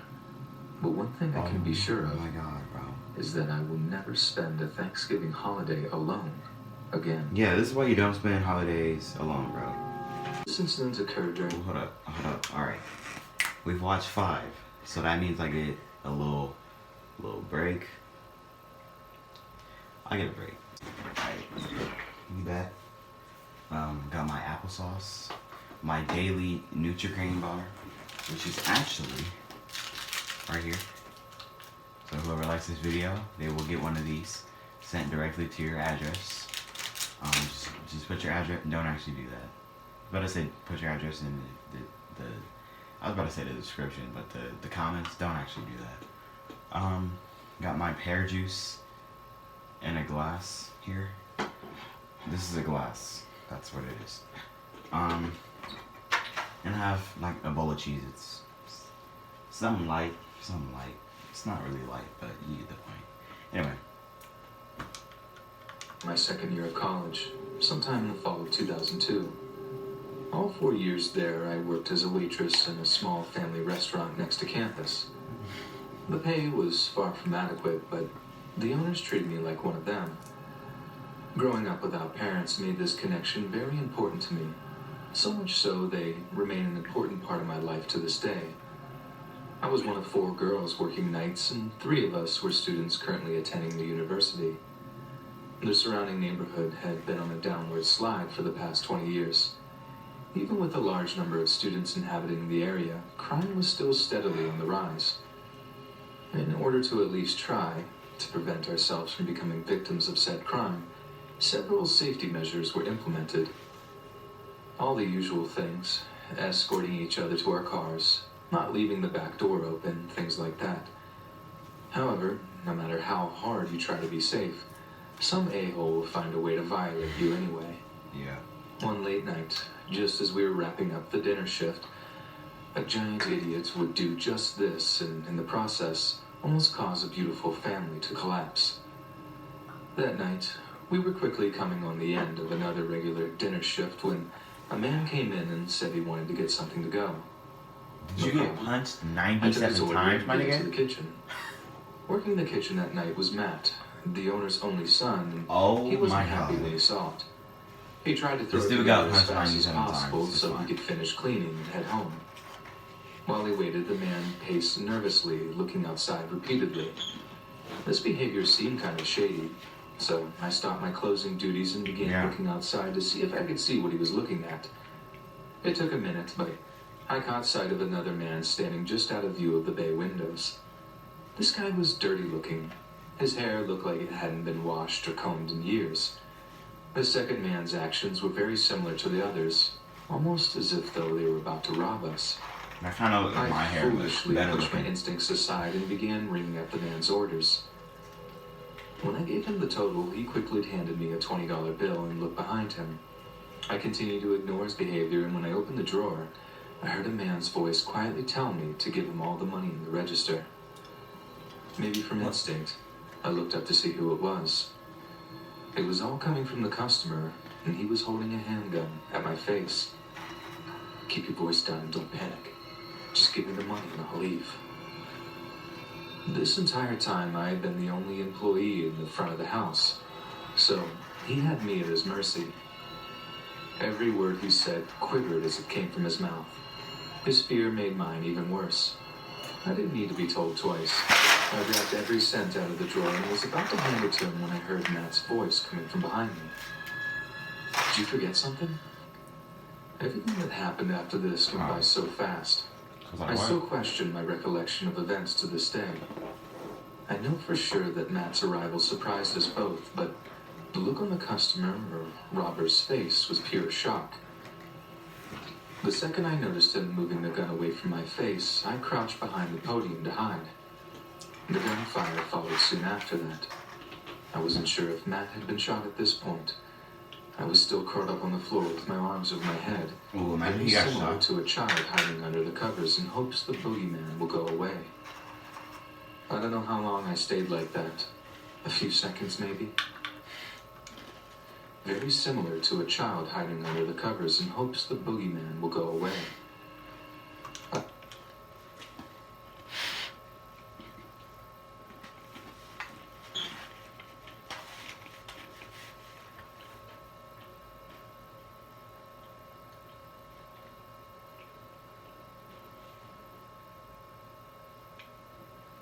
I can't believe she just resembled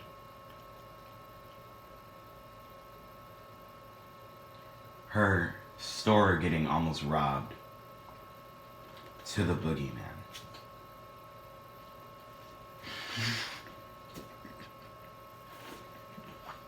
I don't know how long I stayed like that.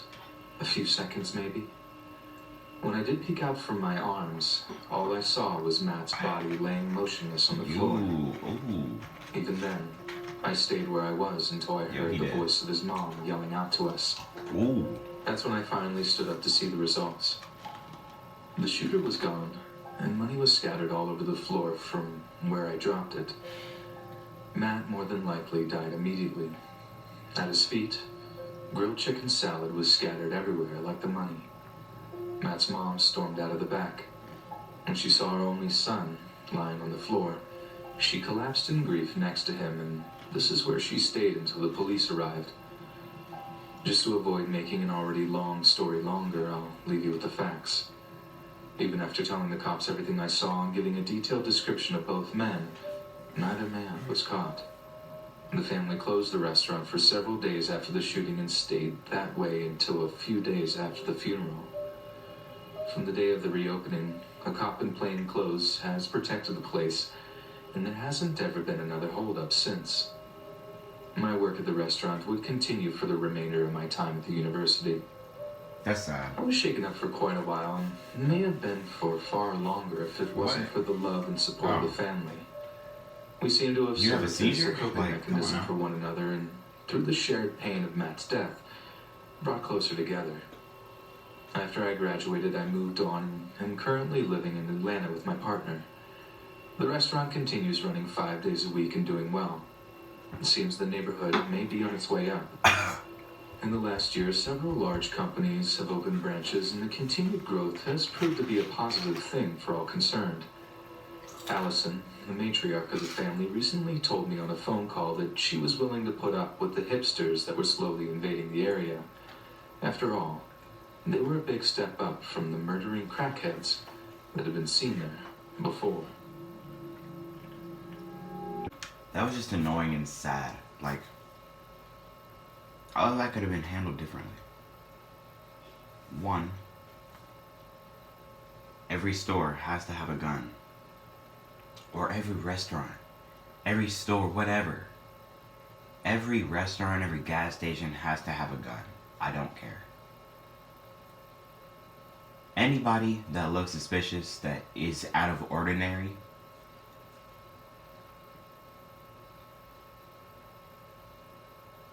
you gonna let them take your life because you decided not to pull your gun out in a time like that? Am I speaking facts, or am I speaking facts? Like, come on now. Am I wrong? Am I wrong to have a gun in my restaurant or in my gas station, bro? I will be the first one out of the siblings in my family to learn how to shoot a gun, bro. When I get a job, I am keeping my gun under fucking the desk thing or the counter in my restaurant or store or whatever the fuck. No one is catching me slipping, bro. Nobody. And I'm not getting robbed either. So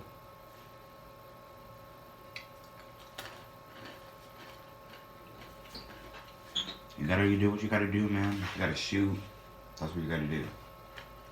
It'd be better to just handle the situation than shoot, but if you have to shoot, go ahead. Hey, I'm not saying nothing, though. It'd be probably better to shoot. Honestly, come on now. He's evaded privacy. What good is he to the police, bro? They're just gonna lock him out. He's gonna want to kill himself anyway. And am I spitting or am I spitting? Come on now. Do you remember as a kid, where you imagined dentists as some kind of crazy psychos who enjoy hurting people? And how they wanted to rip out all of your teeth against your will? Well, why is she so loud? We were just overreacting kids back then. She's like overwhelmingly loud. It wasn't exactly false for me.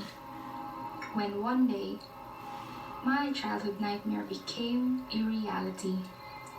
And this experience is something that has forever left a mark and a trauma. Her voice is annoying. Her voice is so Me and my annoying. boyfriend back then moved in together OMG, her voice is and so wanted annoying. to bro. start a new life I'm sorry, in her a new voice is so town. annoying.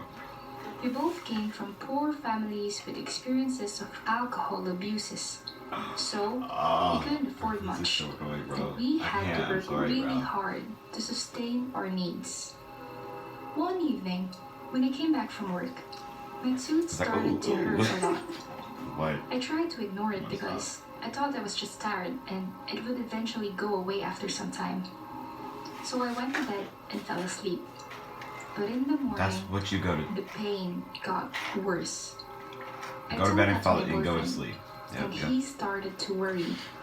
We didn't have any insurance because we hardly even have money for our basic needs. So for us, this was a big problem. We started to search through the internet and local Y'all got magazines for jobs? dental clinics, but most of them were very expensive and clearly we couldn't afford them. My condition was getting worse to the point that I couldn't even focus on my work most of the time. Okay, y'all do it. Desperately, Alright. I called to my parents. I begged them for help and asked to send us some money, but they refused. By now, you guys probably know what they were like, and that's the exact reason why I moved out from there. Those aren't At parents, the end bro. of my shift, my boyfriend If I called me needed- with some hold good on. news. Real talk. If I needed help or money from my parents, and they are saying yes, and I've asked them. If I need help, if I need a place to stay, a place to crash, if I need money, they're all for it. And I've asked them, bro. If you ask your parents if you can have money and they say no, those aren't your parents. They gave birth to you, they feed you. But once you get in a certain age, they don't. If they expect you to make a living normally and be rich off the blue, they're dumb-minded. Right? If you get a job and you living like that, then props to you, but that's not always how people live, bro. And they're gonna see that. Alright?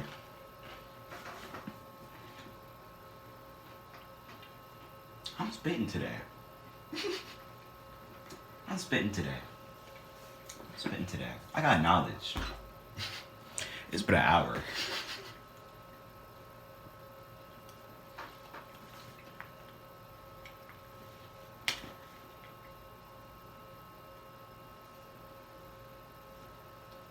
Or work 2 jobs. Shit. If you can choose Monday for this job, Wednesday for this job, Thursday for this job, Friday for this job, take Tuesday off. That's you. That's you. And still make money. Oh, props the fuck to you, bro. Props to you, man. But yeah. He Don't touch your found a parents if they won't loan you really money. cheap Come on dentist in now. town, and he immediately made an appointment for me. He texted me the address and told me to be there at exactly 7 p.m. tonight. I packed my things from work and went to the bus stop. When I arrived there, I went into the building and sat down on a chair next to the clinic room. I could hear 2 people talking inside the room, so I decided not to interrupt and wait for my turn. After 10 minutes, Oh. some lady just ran out of the room like she was in a hurry or something.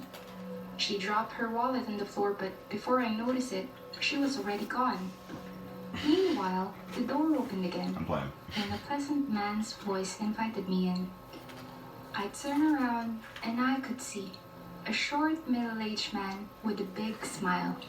I greeted him and told just him about lost the my lady appetite. and the wallet she dropped. Come on now. He said, "Oh, don't worry. She was in a hurry for a bus. You can give me her wallet. She's a close friend of mine, and I'll give it back to her." I gave him the wallet and brushed off the situation. I don't trust that. For the next few minutes, we talked and filed all the necessary papers. I told him about my toothache. He seemed I can so already nice see and this friendly. going in a Then bad he direction. reviewed his dental equipment and I sat down on the chair. And after that, things started to get weird. Nah, bro. He If told anything me bad to happens, I'm open skipping my mouth wide so that he Or could weird start the that I don't feel like examination. watching. I don't know why, but it felt like he was standing too close to me. Besides, shouldn't dentists sit down on their chair while working too? Then I felt a rubbing sensation on my arm. It was so weird. I thought it was his leg, but later I realized it wasn't. I thought he wasn't doing it on purpose, so I tried to move my arm a bit. Hold on, what? Down on their chair while working too? Then I felt a rubbing sensation on my arm. It was so weird.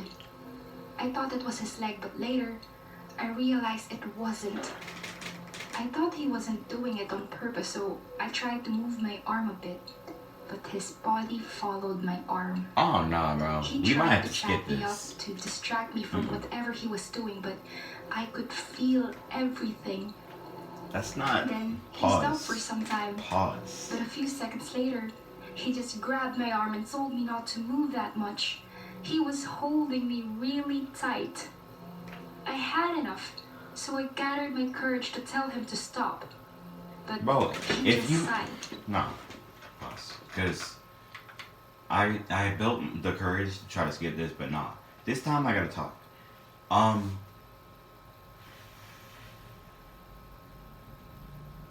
Why, first of all, if you were offended about anything he did just now, one, you would have gotten up. Two, you would have called the police probably, because this man is like child predator, in the making. Three, take a hint, bro. You saw how she ran out of the room.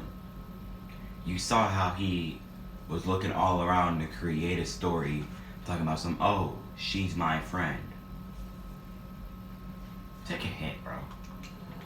That's the problem with some of these niggas, is they don't take hints. Fortunately, a few seconds later, he released my arm. After this confrontation, he started to act harsh and rude. He seemed like he was offended and didn't want to smile anymore. Nothing really happened after that, until I finished my dental appointment where he told me to come back again for a follow-up treatment next week. After leaving, I felt so scared of him and didn't want to go back. I could see him looking through the window of his clinic with a really angry or disappointed face, like he was expecting something from me. I told what just happened to my boyfriend, but he told me I was just overreacting and we couldn't afford any other dent. My cats are throwing hands up there. First of all, that ain't your boyfriend. That is not your boyfriend, bro. If I, was in this position, say my girlfriend just got in this situation, this literal situation, bro. What are you doing if your girlfriend gets in this situation, bro? That's the title of this video. No, but for real though, what are you doing, bro? Because if you say anything other than helping her, you are pretty much irrelevant. And you don't need to be with someone. You don't need to have a partner. You probably should just be single for the rest of your life. Like, if you're anything like him, bro, you would probably ignore the situation. If you're not anything like him, you would probably go back to that same dentist,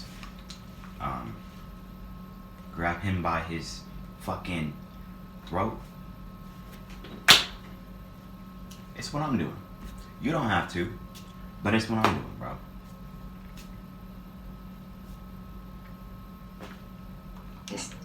So I should be grateful that he found me a clinic that fits our budget. I knew that he wanted what's best for me, but as I said, we were in a bad financial situation, so I couldn't complain. Fuck the best and be picky in this financial situation. You gonna ignore what he just said right there, right? You gonna be with him after what he just said.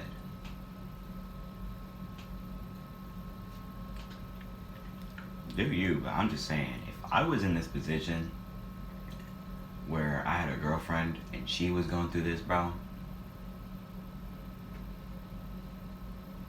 I would make it like an eagle and track that nigga down, and I'm not playing, bro.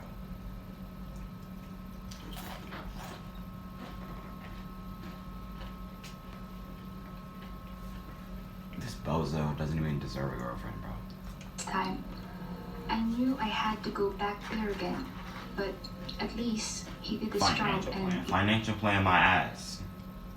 Financial plan my ass. my tooth didn't hurt anymore. Okay. Fast forward to my second dental appointment. I was feeling so anxious right before the meeting, but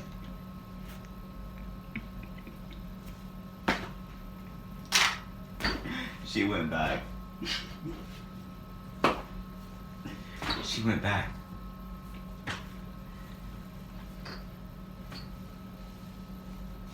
She went back.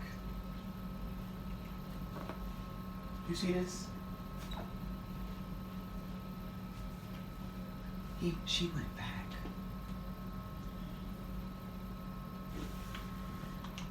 unexpectedly, he greeted me with the same big smile as before. We chatted like nothing happened and he proceeded to the treatment very professionally. Everything seemed to be okay while he was treating me. This time, he Stop sat saying on a chair treating and me. That didn't just do sounds anything wrong, weird. bro. I can't watch this, bro. In the middle of I'm the not gonna watch operation, this. I was looking at him and I'm not gonna watch he it. seemed nervous. We were sitting in silence for some time when, out of nowhere, he told me, "Hey, Watch I where really you're like your going. body. You are just my type." It was so confusing Yeah, and I'm it skipping felt it. I'm skipping it. You guys, don't even. That one really did not need to be in the bunch. Like, it really didn't. Okay? It really didn't. I don't even know what fucking animation this is. Hold on. Yeah, this is 6. At least I hope it's 6. Shit. Well, yeah, it's Back when I was 6 for 17, sure. I used to babysit for our neighbor, who at the time was a single mother who happened to be going through a particularly nasty divorce. She had 2 young sons, one of which was 8 years old, while the other was only around 18 months. They were absolutely adorable and very well behaved kids, but you could tell that they were going through a lot. And the older one definitely showed signs of stress over the whole thing. And I'll never forget the time he asked me why his daddy couldn't live with them anymore, and it honestly broke my heart. Not because I didn't have an answer to him, but because to hear it would have just been too much to bear. Too much for anyone to bear. Anyway, after a few months of being alone, she finally decided to get back on the old dating horse. I was so happy for her. After such a rough time, she deserved to find happiness again, to find someone who had the wherewithal to be a real father to these 2 adorable little boys.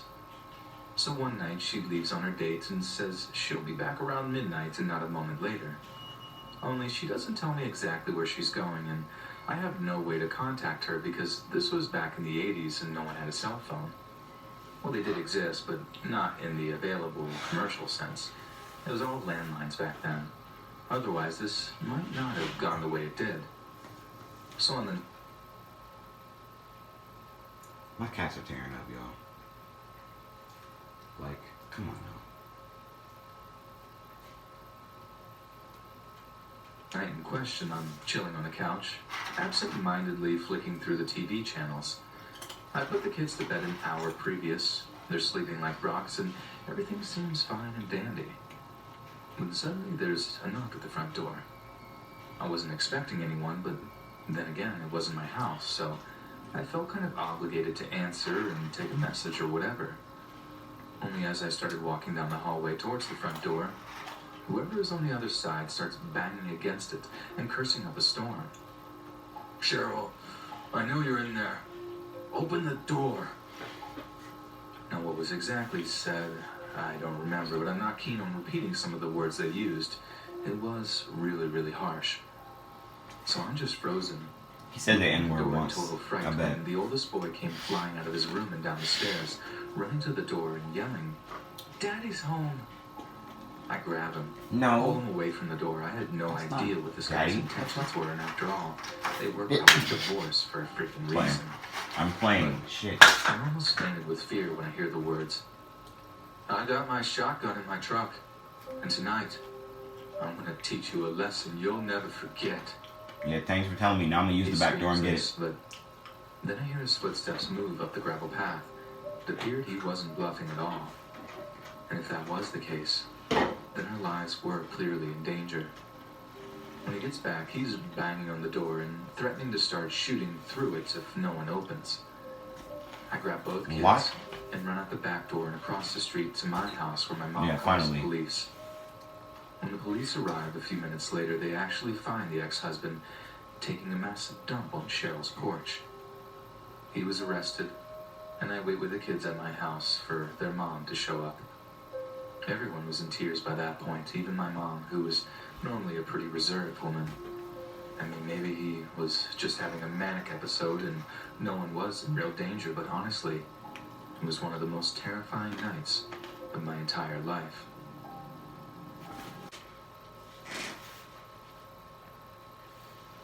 Okay, some of these are beginning to be short as hell. Like, that was short to me. Like, no, that was too short, bro. That was like a minute tops. At least, bro. To me, that was not a minute tops, bro. 6th? No, 7th, right?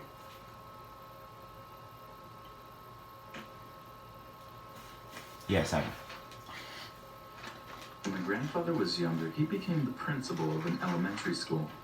He was in his late 20s, early 30s at the time, and despite being young, he was a born leader. He was a great principal and everyone loved him. I can attest to that as I attended multiple award ceremonies for him, and the respect and admiration he received was crazy. There was a young boy at the school who was having behavioral issues in class, Little Skies. and my grandfather saw that the kid didn't Sorry. have a lot of parental support. So he called him his father and had talked with him about spending more time with his son and just a general parenting session. It turned out that all the boy needed was his dad's attention, and after a few weeks, he was a happy model student. Whenever my grandfather would leave school late, he would see the dad was playing basketball with his son after he got home from work. It was one of those moments that he took pride in, being able to make a difference in people's lives. However, not everything had such an easy solution, and my grandfather found himself having to deal with an employee, Stanley the janitor, who was showing up to work drunk. Stanley was an alcoholic with a mean streak, and my grandfather tried on multiple occasions to deal with his behavior. Finally, one day Stanley showed up so drunk that my grandfather sent him home and called the superintendent to let him know he was going to be firing him the next morning after he sobered up. He then warned them to let him deal with it when Stanley was sober, because he was not a stable We got person. 2 more, y'all.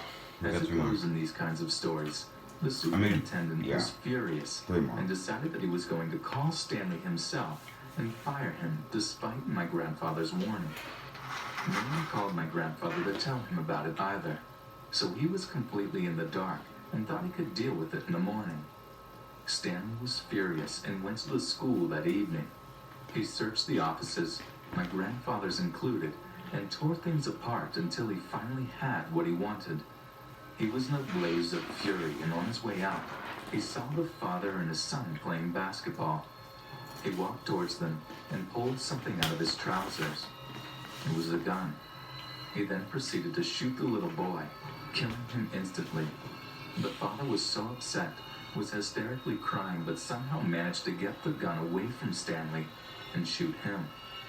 My grandfather was called to the elementary school immediately by the police because there were 2 dead bodies. The little boy and Stanley were dead.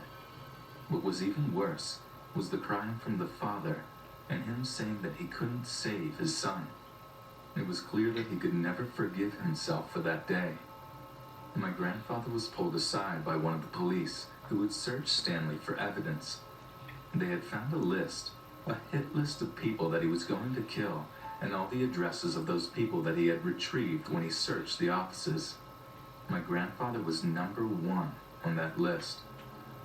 So, if it weren't for that father, it's likely that I would never been able to meet my grandfather and possibly my mother and grandmother would have been killed if Stanley had been able to complete his mission.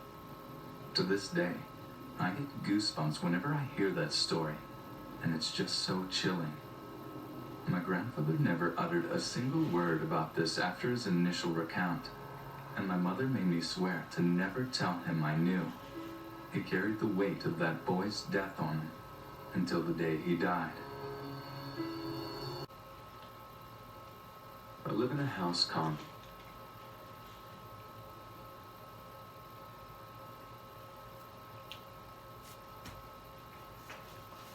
Eighth Animation, but like I don't know how to feel about that one.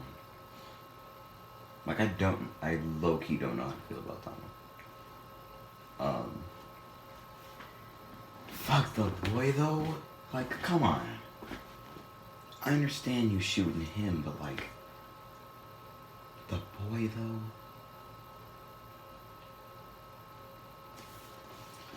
That's just absurd. That's like not. Like that didn't need it. That didn't need to be in there. Like that did not need to be in there, bro. Like, come on now. day he died. And he died? And the grandfather One day, died. me and my family were visiting a friend's house. After a couple of hours, my mom and my friend's mom asked us to go fetch something from my house. So we go back to my home, which is a long way from his, and the walk seemed uncomfortably long and creepy and had an eerie atmosphere for some reason. After ages of walking, we reach my house and we get the thing they needed, which was inside the house. So I unlocked the door and got the object, and I noticed the bathroom door was lit and the exhaust fan was on, which we usually turn off unless someone is using the toilet. But I didn't give that any attention and thought my dad was using the toilet since he wasn't in my friend's house when we left. So me and my buddy decided to wait outside the house for my dad to finish, and I occasionally went to the small window outside the bathroom and called for my dad, but I didn't get an answer. But I heard someone humming and singing, so I thought that he was having a good time. After a good half an hour passed, I started feeling uneasy and told my friend we had to leave because our parents are probably angry now. When we arrived at his house, we were shocked to see my dad sitting and talking to my friend's parents. We asked him, "Where were you?" And he said, "I didn't go anywhere. I just stayed here since we first came." This made me scared because my family had been here for 3 hours, and we just waited for my dad for 1 hour. I go ask my sister the same question and get the same response. Someone was surely in my bathroom. After the visit is done, we go back home just to find the front door, which I locked and unlocked, and the bathroom door was wide open. My family acted normally, but I was completely freaking out, and I couldn't get any sleep that night.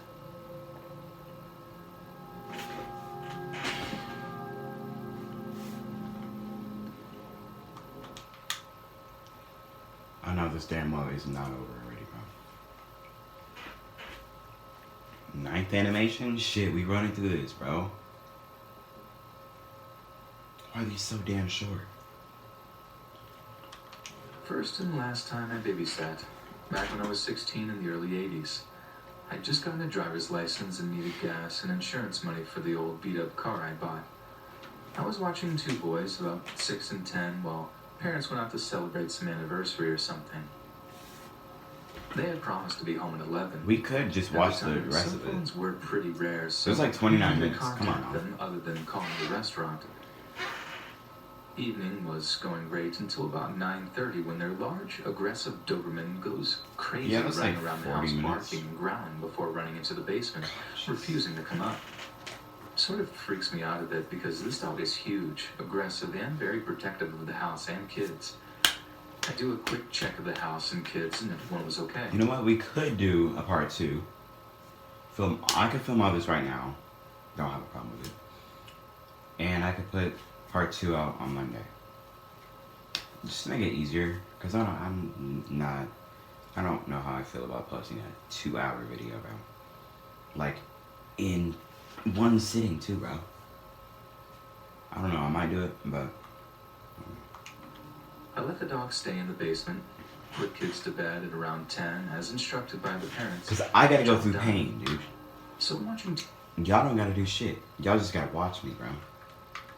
Editing this is gonna be a pain in the ass, bro.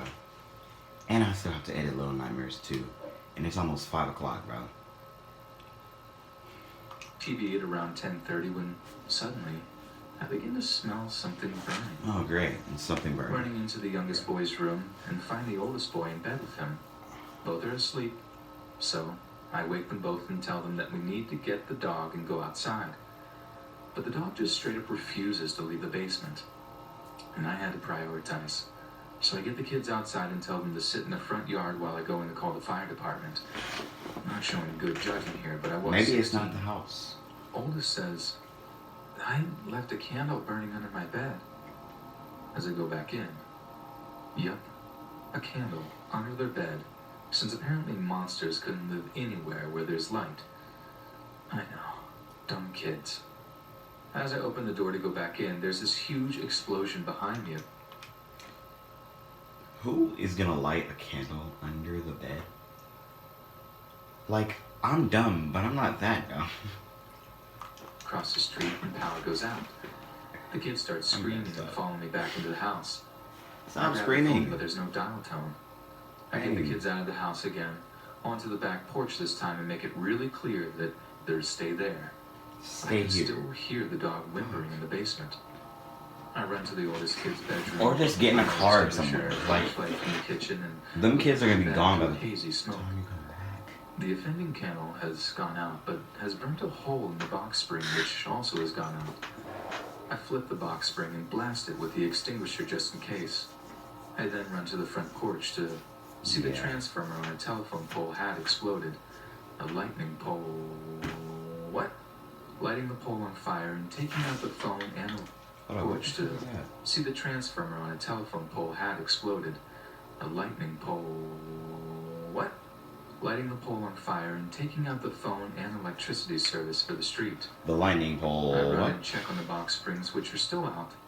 I open the bedroom windows to air out the room, then get the kids off the back porch into the living room onto the couch, where they both are just crying their eyes out. Oh my god. The oldest was apologizing for the fire, but insisted that if he didn't keep the candle lit, then, of course, monsters would get him. Yeah, they wouldn't. Fire department shows up for the transformer at around 11. Kids fall asleep on the couch at around midnight after watching the firemen across the street put out the transformer. If anything, I was never scared of the dark, bro. I had a lamp on, a like salt lamp, but that was only because it like lit my room and shit. But really, I was a dark person. Like, I was, bro. I always had my light off, bro. Playing Minecraft, always had my light off. Cause fucking one, the light just fucking hurt my eyes. Cause I had a big, like a huge light, bro. Like a huge light. On the fire. Anyway. And the power comes back on at about 1:30 a.m. Oh, this Yeah, makes show sense up. because our power just went out maybe like a week ago. So that's great. At 2:30 a.m., when they were supposed to be back by 11, they're somewhat buzzed and start complaining that the kids are not in bed and the oldest room is trashed with a flipped over mattress and dry fire extinguisher powder covering the box springs. And to add insult to injury, Yeah, they I straight up already refuse to covered pay that. me. The situation gets really tense, and would you believe it? The Doberman picks this time to come out of the basement and starts aggressively growling at me. Walked out with $1 to my name, and I never babysat again. Oh my god. These are too short, bro. For These the are longest too time, short, I bro. was a tombstone caretaker for a cemetery in rural Georgia. It was only a summertime job for a 16-year-old, nothing too crazy, just cleaning off the grime and build up dirt from off of the tombstones and stuff. Now, to kind of set the scene a little, the cemetery included one building that housed bathrooms for the 5 caretakers Ooh, I can employed by literally the pick up my cemetery, hair like in this. addition to one small, simple mausoleum. Other than that, it was all just flat earth with tombstones littering the entire site. The whole place felt pretty cut off too, as surrounding the place were some of the densest forests in the entire state of Georgia. Naturally, because of the eerie surroundings, I was always a little bit more There's paranoid people than that are maybe I dead, should have bro. been. It's not a good sign. That and I watch a ton of Change the horror background, movies and 'cause such, I'm not which trying to see dead I people. get is a terrible combo for someone working in a cemetery. So one night, I'm doing my rounds when I have to go into the small mausoleum. Bro.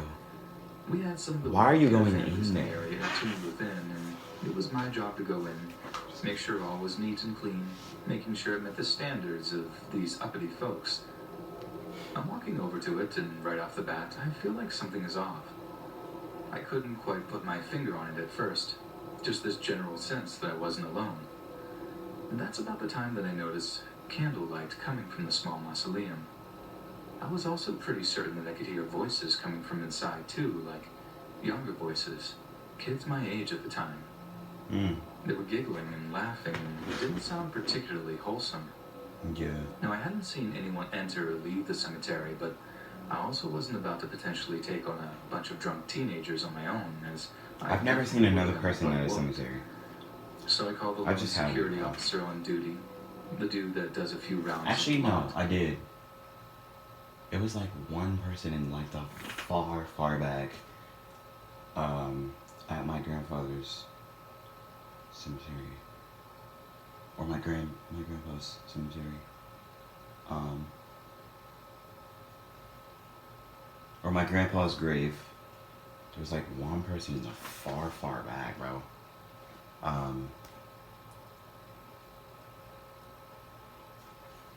And why are you sitting on the grave? Come on now. Have He was an older respect. retired cop, but he was definitely tough, and I knew he jumped at the chance to help me out. He was like When walking. the ex-cop finally turns up, we both go inside. It was empty, which made absolutely no sense, as I literally just heard voices and stuff inside. And there were indeed lit candles inside, burning around one of the tombs, a tomb that had been opened up to reveal the remains of a child-sized skeleton. Nothing other than that was disturbed, but that was bad enough. Mainly because the open tomb contained a rotten old child's doll, like the knitted kind. It was seriously disturbing to see that old thing smiling away whilst lying hand in hand with an actual kid skeleton. Me and the security guard quickly got out of there, doing a lightning sweep of the grounds to try to at least get eyes on these sick idiots that desecrated that girl's final resting place.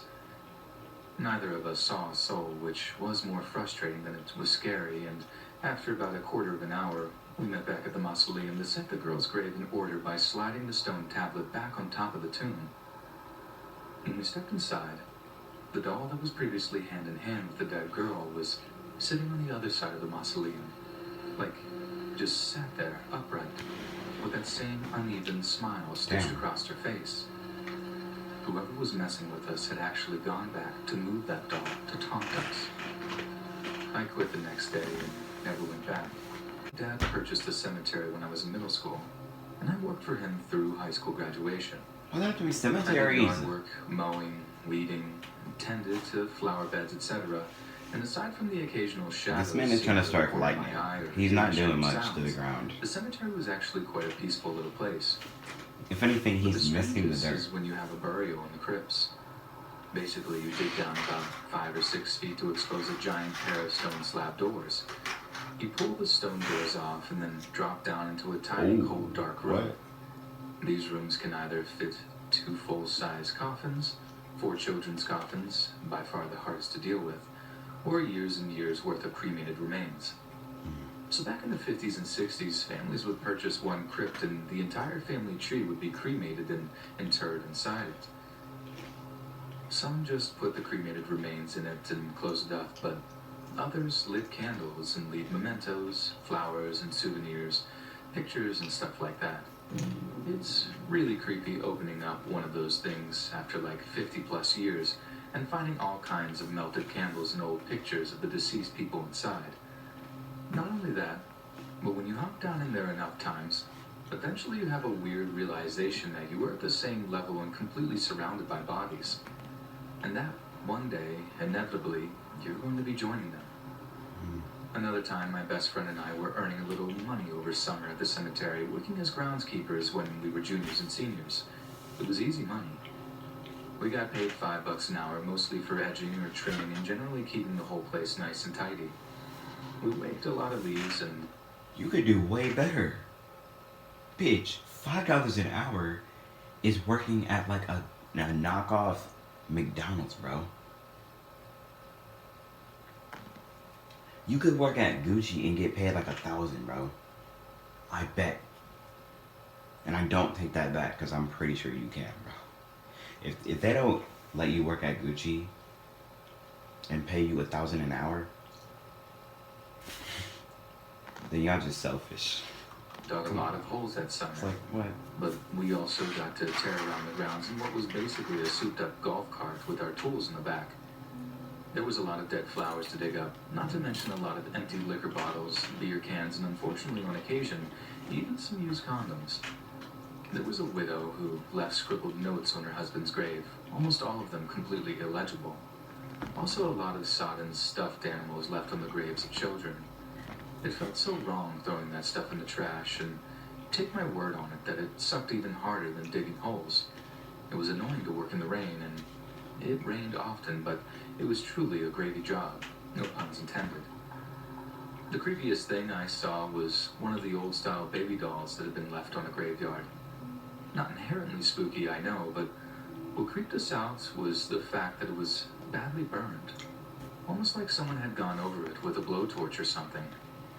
Not just that either.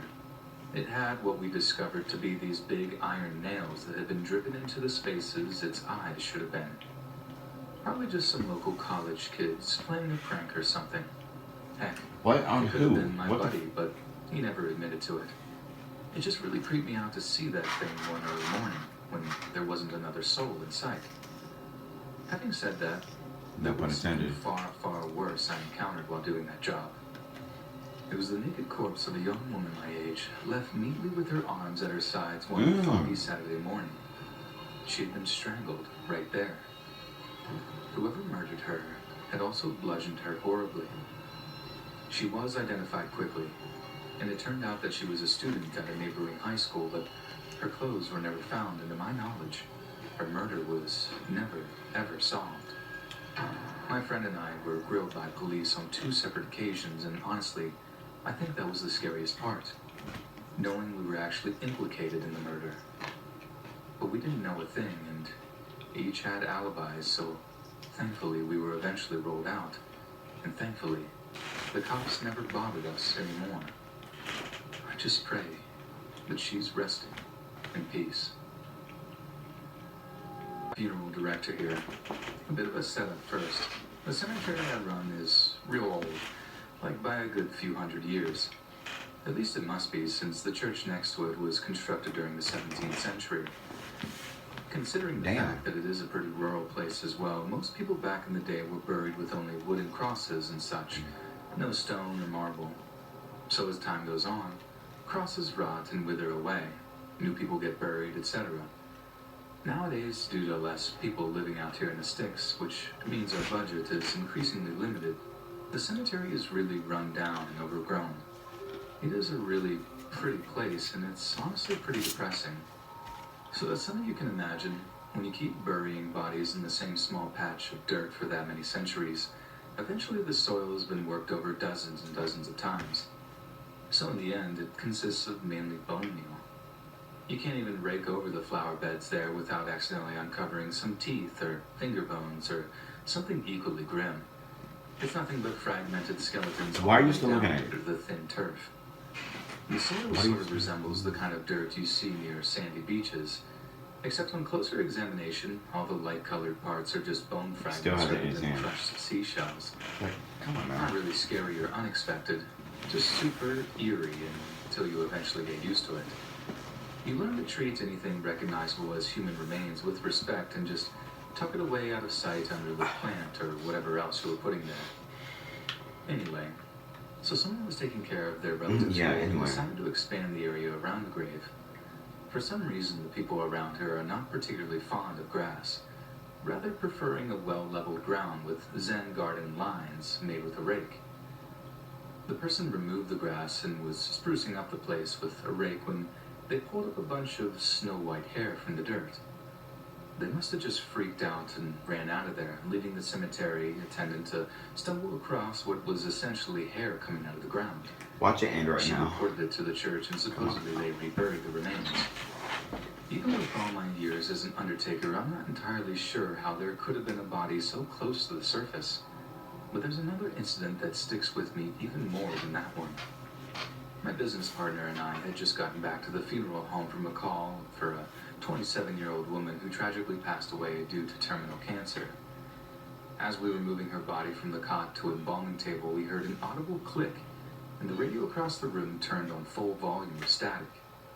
It's one of those old radios you turn the volume dial until it clicks to turn it on.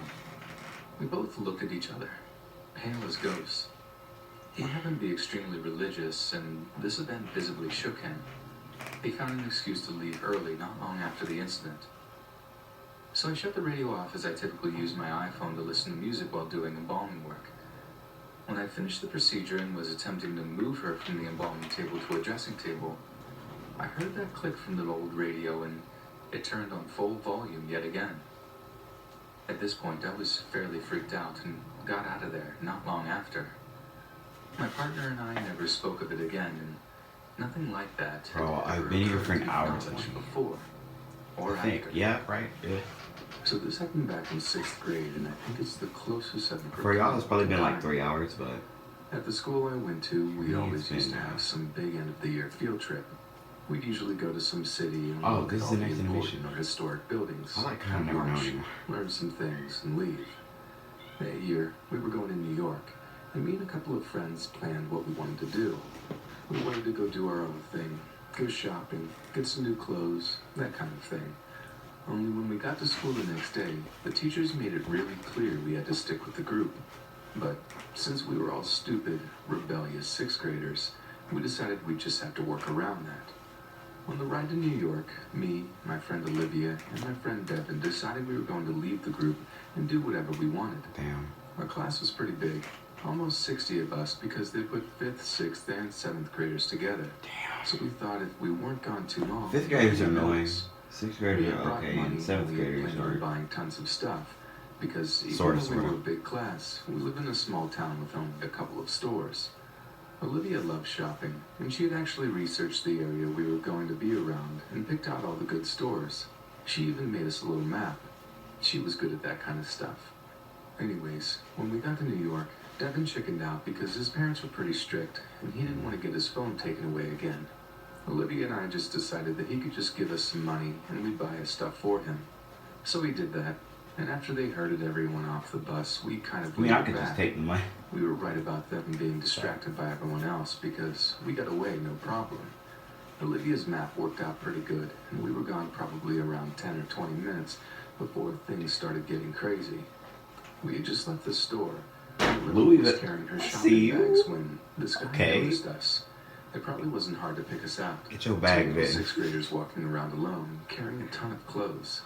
He started calling out to us, saying how he could buy us more clothes, all the jewelry we wanted, and if only we would just come with him. We didn't believe I'm him, good. of course. We just kept walking, heading on to the next store. Only this guy wouldn't stop talking. Weird He ass. started following us now, and getting kind Bro, of angry I that could we wouldn't square answer him, bro. I told him to buzz off because I thought that he would take Fuck it off, out. you. There were tons of people around, and we figured he couldn't really kidnap us in front of 200 people. But he kept Change your following us, face. and he You started look getting like a you lot about to. closer. He had probably been 30 or Stop. 40 yards back, where we could barely see him over the people.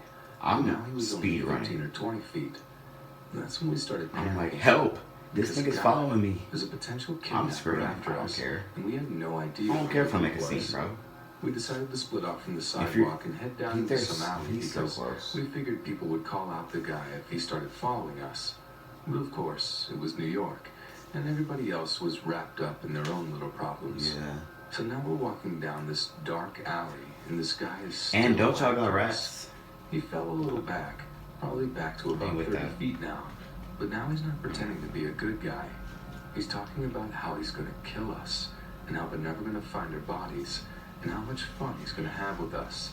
And Oh, he's I'm smiling scared. this deranged grin the whole I'm time. not scared, bro. We're both on the verge of tears. You gonna try to say, oh, I'm gonna kill you. If you wanted to kill me, you would have done it already. Olivia just decides to drop her stuff and yells, "Run!" So we both start booking it. And we're probably around halfway through. Why would you alley. drop the bags And then though? she turns around. Bro, you She could have screams. totally like So I turn around. squish and the I see bag this so you can make a little psychopath is thing, now running after like us a little too. handle. And he has a knife. We're Come on both now. screaming now. And Now I'm someone faster stole than your ever Louis Vuitton. before. And we just run out of the alley back into this crowd of people. And as we try to get into this group of people to make sure this guy can't stab us to death, I turn around and he's just standing back in the alley, smiling. And I turn back around and this random lady is asking us what's wrong because we're both sobbing and Olivia's dress is ripped and I'm bleeding because my arms scrape the wall and we're crying so hard we can barely talk. As soon as we can actually manage to talk, we tell her about our school and she looks it up and calls them and we somehow manage to find our group again. We're both forced to stay right next to the teacher because they don't trust us anymore and I honestly don't blame them. We didn't even tell them Yeah, about that the was man. pointless to even go And out, as soon as bro. I get home, You I'm dropped grown your and my entire phone point is going to taken the away. mall. Like Like, still, nobody but me and Olivia knows about that man. School ends a couple of days later and I get my phone back, so I text Olivia and she sends me a picture of our class in front of some important building and says, "Look in the bottom left corner." And that man is in it, mostly hidden behind some Really? wall, but Damn. you can still see his face, smiling that deranged grin for the camera. We never really talked about the man again. I didn't want to bring it up. She just- Olivia didn't either. no. I'm terrified I don't of care cities anymore. now. I like to stick to a couple of towns near me, and that's it. There's a bunch of psychopaths. Alright. This happened to me when I was in first grade, It's like 9 so minutes. about 6 or 7 years old. I'm now in my mid-20s. Every year, the first graders take a trip to the zoo, about an hour away from our town. I was a shy little girl, so I spent most of the bus ride staring out the window while the other kids were busy conversing with each other. A Jeep pulls up. That was and me, I have a clear because my... Oh, that's not a good freeze frame. Anyway, my bus, and probably Riken or Ty can back me up on this, but I had two really weird buses. Some of the people in there were chill, but some of the people were just loud and weird and obnoxious for no reason, bro. into the vehicle and at the driver. We rode the interstate. I'm seeing him playing with something under his shirt, all the while looking at me and then back at the road, back at me and so forth. One hand on the wheel and the other fiddling with whatever was under his shirt. I couldn't keep my eyes off of him, fascinated about what he was Okay, hiding. well maybe like And then he change lifted his seats shirt. or something. And yep, I got a good look at what he was playing with the whole time. He freaking waved at me. Granted, I was a little girl and had never seen one before, nor did I understand why he was doing what he was doing. A girl that was near me asked what I was looking at, and then she got to see for herself. She started hollering, and I swear to God, all the kids on the bus ran to the window to see what was going on. The Jeep gunned off, and I'm sure it got off the next exit. I remember telling my mom about it when I got home, but then I just sort of blocked it out of my mind. It was only several years later when I had 2 daughters of my own that I recalled this event, and just last night I was talking to my mom about it, wishing that I had been more mature and had thought to get his license plate number or something. All I remember is that it was a Jeep or SUV of some type and some middle-aged white guy. I just hope and pray to God that I, nor any other child in their life, ever has to go through or see something like that again. Or plays with this. When I was in high school, my 2 closest friends were Colin and Eric. They were both tallish, skinny guys. I was a small young woman who, as a 16-year-old, could pass for 13. One night we went for a walk. These niggas, bro. I was walking and the 2 guys were rollerblading slowly along. To get to my home, we went through the middle school parking lot. The lot was at the front of the school and a row of trees separated the lot and the road. Just as we entered the lot, conversation broke as Eric and Colin decided to race to the end. They took off. As I was walking, a car pulled into the lot and slowly drove up beside me. It was about 10 o'clock. You at should night. probably be The lights running in right front of now the school instead meant of I could see looking the back. car pretty clearly. It was navy blue People are and its dumb, front bro. windows were tinted dark. At this point, There were no decals or like anything. earlier, it was like, why are you not doing this? Why are you not doing that? But at this point, I know they're not gonna do it, and at this point, it's just annoying. Like, come on now. You could clearly ignore the situation by just running. It's like, come on now. The thing I just realized too is I have like 22 thumbnails to choose from every single, yeah. On it. Nothing that said security or neighborhood watch. The driver was a Caucasian man, probably in his late 20s. He didn't look overweight, but his face was wide and looked a bit swollen or something. He was wearing a red shirt, no uniform. He got punched in the He rolled nose. down his window and spoke to me. Hey, you're not allowed to be here. You're trespassing. How? I was confused. I stopped walking and took a small step toward the car to hear him better. Pardon me? I'm going to have to take you downtown. Get in the car. Now, it I'm was fine. pretty clear this guy wasn't security or a cop, so I immediately put more distance between myself and the car. In a loud, firm voice, I said, "No." The driver looked confused at that. I glanced towards the end of the parking lot. Eric and Colin had seen the car and were skating back quickly. He tried again. "You're in a lot of trouble. Get in the car." "No." At that moment, Colin and Eric reached me. I think one of them asked the driver Why who he is. are y'all still The standing? guy didn't say a word and just pulled away quickly. We all three discussed how creepy that was as we continued our walk. When I got home and said goodbye to the guys, I went inside and told my mom about the incident. She thought I was overreacting. I found a non-emergency number for police and gave them a call. It's always, They oh, told me you're the middle school overreacting. did have a security officer there. Bitch, if but I there got was no killed, then would reason I be that he would have overreacting? any right to ask me to get inside of his car. I have grapheme to color synesthesia, which gives me a very good memory for numbers and letters. Shit, Karen. I remember the driver's license How much you wanna plate bet and she a told the Karen? police, but I'm not sure if anything came of it. I'll bet $50 she's a Karen. I will moved bet into a money new that she's studio a- apartment complex a few months ago. Stop. I'm a single female with a 2-year-old daughter. My sister and a few of her friends came over about 3 weeks ago to hang out, have some beers, and play Cards Against Humanity. My studio has an enclosed patio, save for a door-size opening, no gate or door.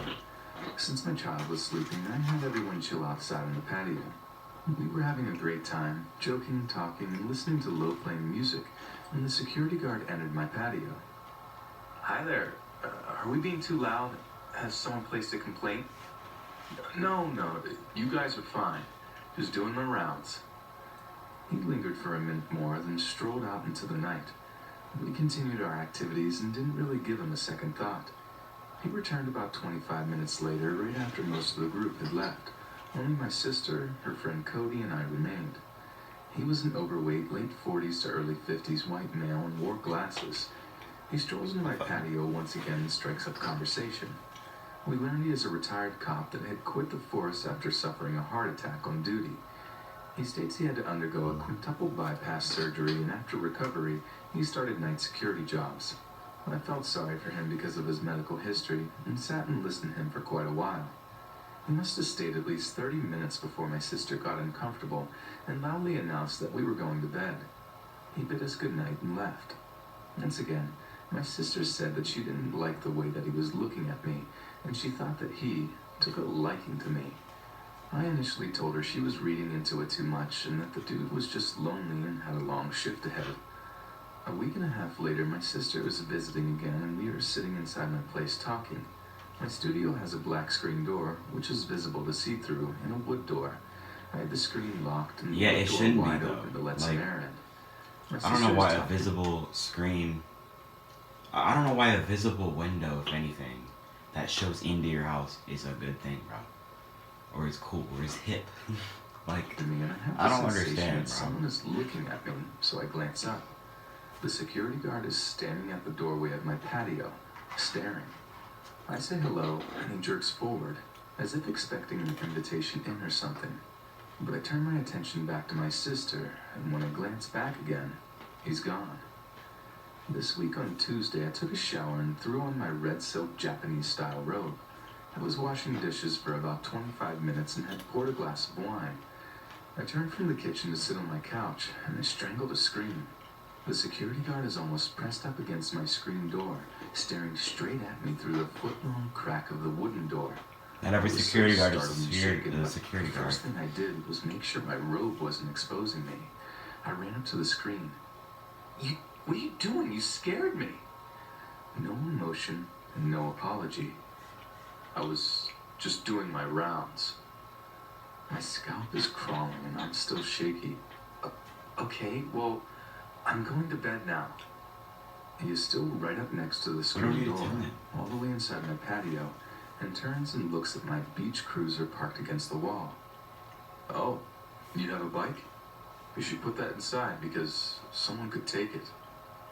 Yeah, I'll get to it. I pretty much slammed the door shut and locked the door. I sit down with the wine and calm my nerves. I was shaken up but wasn't sure Says if he she's really gonna go to was bed, being a doesn't go to creeper bed. or just a lonely individual that was looking for someone that had expressed interest. It's over. After a debate with my friends and sister, I contacted the property manager. I was actually surprised at how quickly it escalated. They took my verbal incident report over the phone and just informed me today that the guy has been found. The property manager told me to call the police if I see him on my premises again.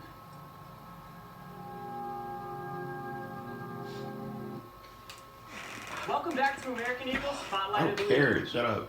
I just completed 2 freaking hours, bro.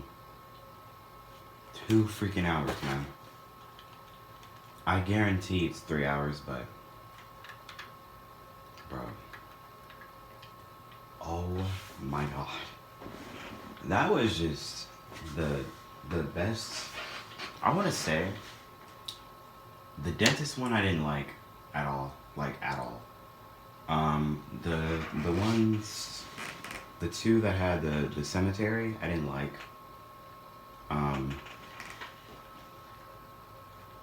The ones I had different opinions about, I didn't like, but yeah. That was the 2-hour success that I promised y'all. I started probably at like 3. It's 5:17 now. So give this video a love. I'll probably put maybe every single animation in the description, or y'all can just watch the entire video. Because I had different opinions, or I was entitled to different things on Friday, so it's like coming out. But yeah, I'm gonna go edit this so I can drop it immediately at like 7, maybe. This is for sure gonna take like maybe an hour tops to get edited like I edit, cause y'all know how I edit. Like I gotta have the gameplay of the video in one screen, and then the face cam in another. So that has to take like at least an hour tops. Like 45 for both, bro. Yeah, that's all. I can join the video, like in the comments. I'm just gonna say peace. You know what? I'm not gonna do that. I'll try anyway. Peace. Get a bag and I'm out, yeah.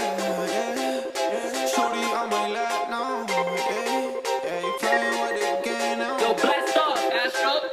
Flip a bag now, I'm serving a Tesla. Got my bag, shorty with me, I stepped up. GTA for the ops, ain't no less stuff. Hey, yo, shout out Astro, let's do this. Flip a bag now, I'm serving